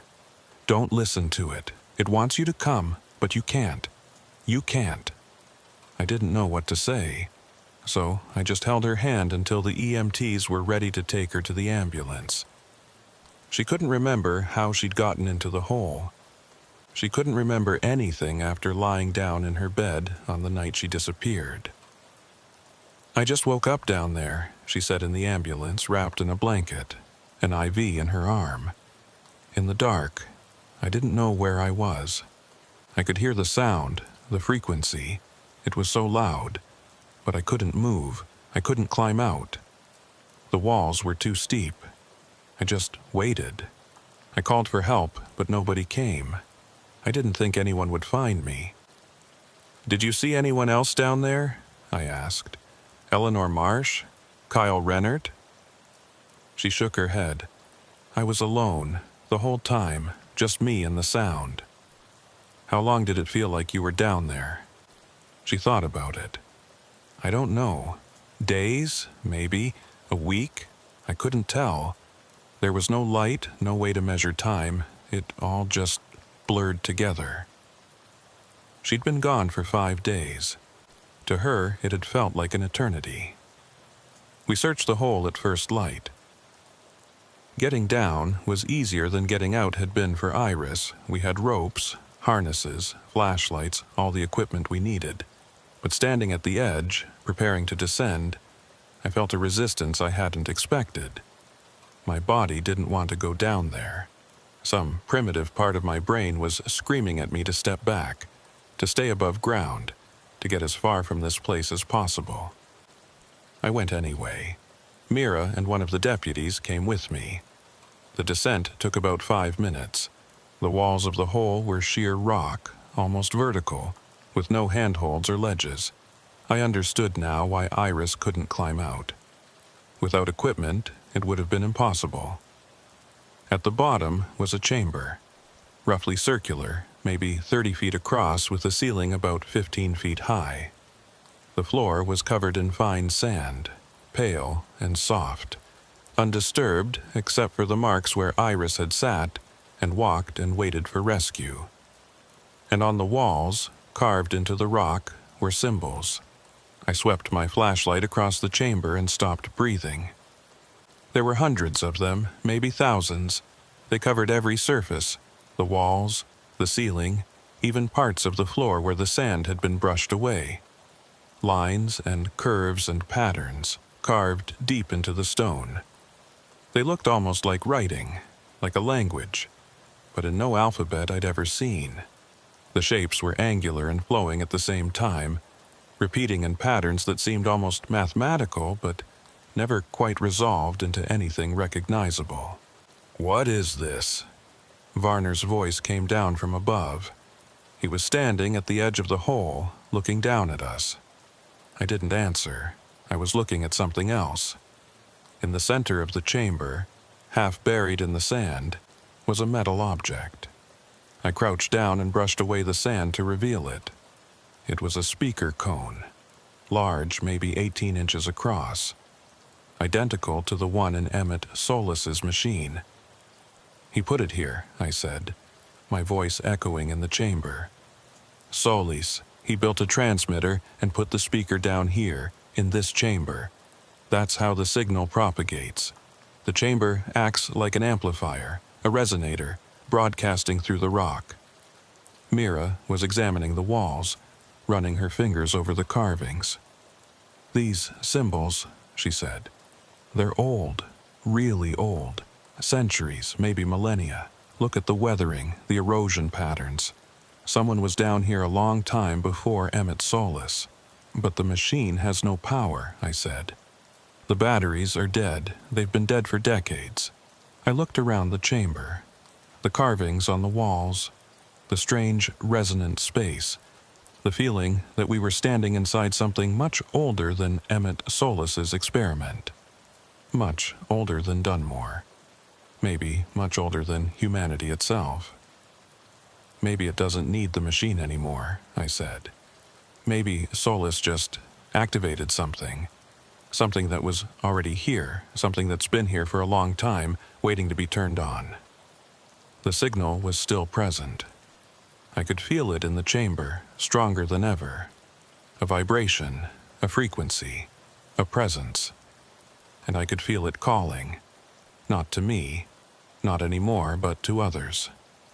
Out in the darkness, across the desert, across the world. The signal was broadcasting. It was searching. It was looking for people who could hear it, and when it found them, it would call them here. Iris Calloway recovered. Physically, at least. Within a week, she was back home with her parents trying to resume her normal life. But she wasn't the same. She told the doctors that she still heard the sound, fainter now, but present. A whisper in the back of her mind that never quite went away. "It's like it's waiting," she said. "Like it knows I heard it. Like it's keeping track of me." I understood what she meant. I heard it too. We never found Eleanor Marsh or Kyle Rennert. We searched the chamber, the surrounding desert, every abandoned mine and cave system within 50 miles. Nothing. They were gone. Vanished as completely as Emmett Solis had vanished 45 years before. I wrote my report. I described the signal, the machine, the chamber. I recommended that the area be secured, the hole filled in, the Solis workshop demolished. I recommended that the phenomenon be classified and that no further personnel be exposed to the signal without protective measures. Castellano read the report and called me into his office. "This is unusual," he said. "Yes, sir. You're telling me that a man in the 1970s built a machine that activated some kind of ancient signal broadcasting system, and that this signal has been calling people into the desert for decades. That's my assessment." He looked at me for a long moment. "And you have no explanation for how the signal continues to broadcast without power. No explanation for the symbols in the chamber. No explanation for why some people can hear the signal and others can't." "No, sir, I don't." He sighed. "Neither do I." He closed the folder. "I'll forward this to Washington. Let them decide what to do with it." I never heard what they decided. The case was taken out of my hands, reclassified, moved to a department I didn't have clearance to access. Dunmore went back to being a quiet town in the middle of nowhere. The hole in the desert was filled in with concrete and covered over. The Solis workshop was torn down, but the signal didn't stop. I know because I still hear it. Every night, when the world is quiet, it's there. A vibration at the edge of the perception. A tone I feel more than hear. It's fainter than it was in Dunmore. I'm far away now, back in Dallas, back in my normal life. But it's present, constant, waiting. I've done research. I've looked for others who have experienced the same thing.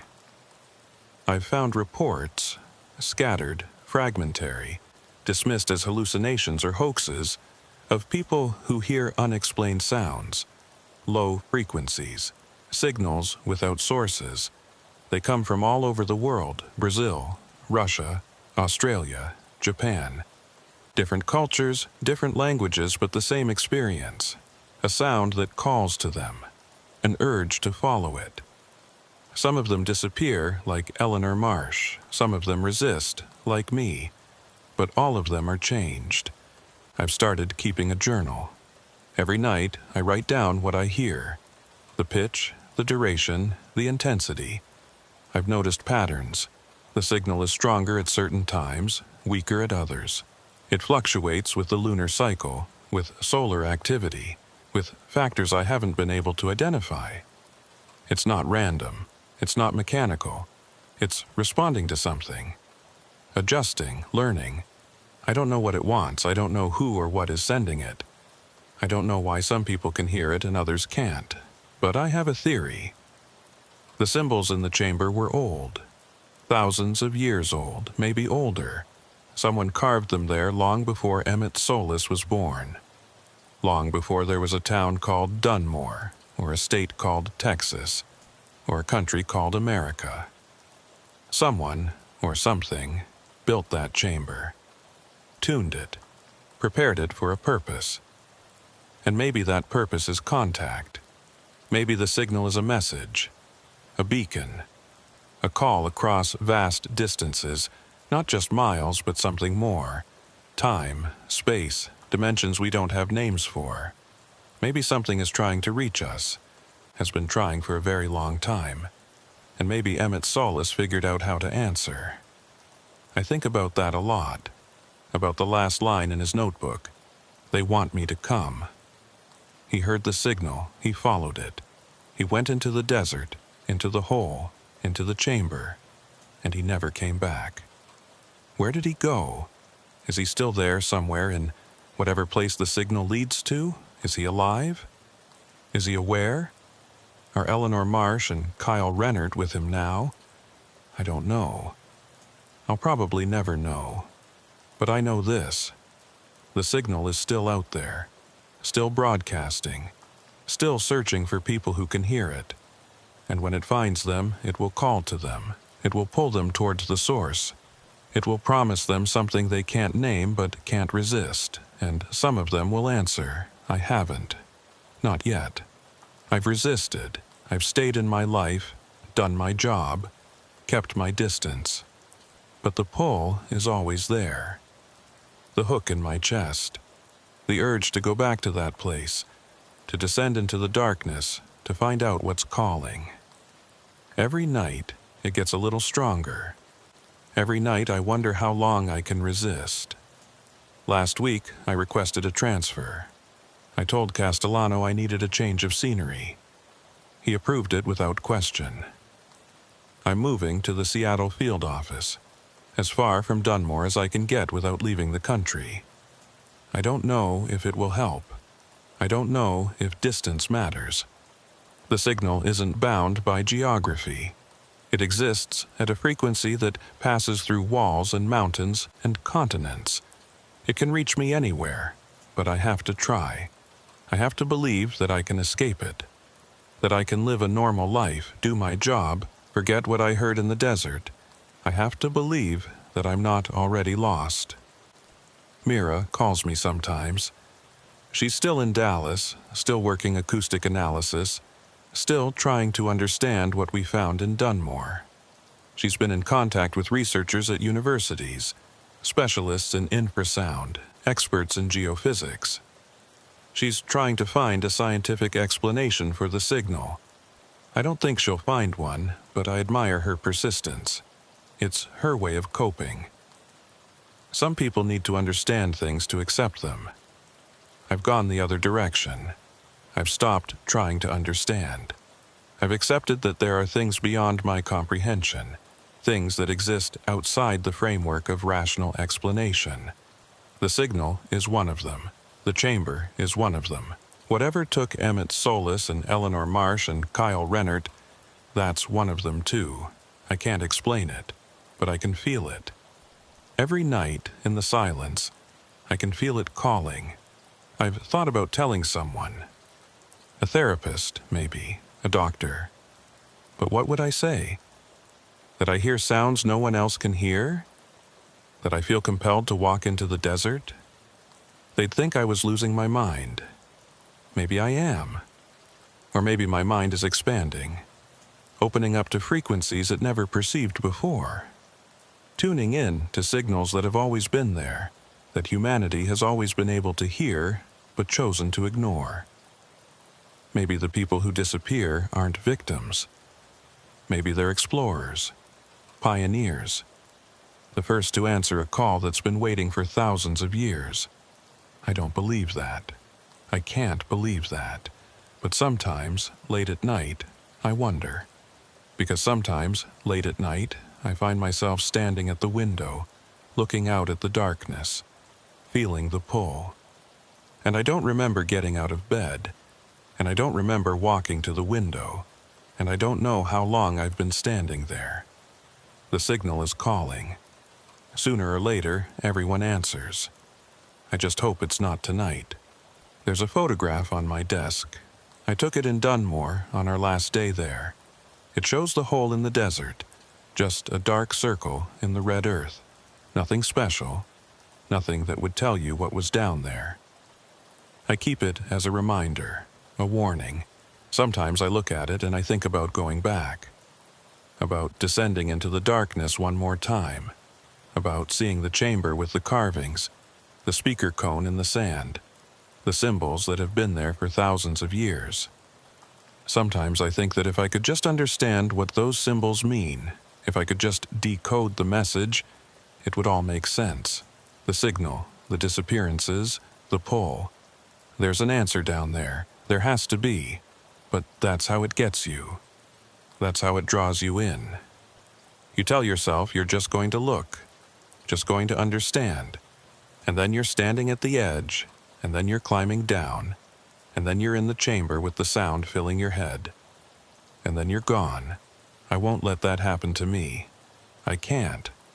But every night, the signal gets a little louder. Every night, the pull gets a little stronger. And every night, I wonder how much longer I can hold out.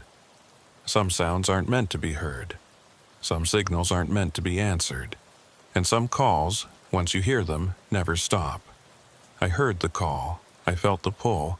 I'm still feeling it. Every night, a little stronger. Every night, a little closer to saying yes. I'll hold out as long as I can. I'll resist. I'll fight. But I know how this ends. Everyone who hears it knows how this ends. You follow the signal, you go into the dark, and you don't come back. Not as yourself. Maybe not at all.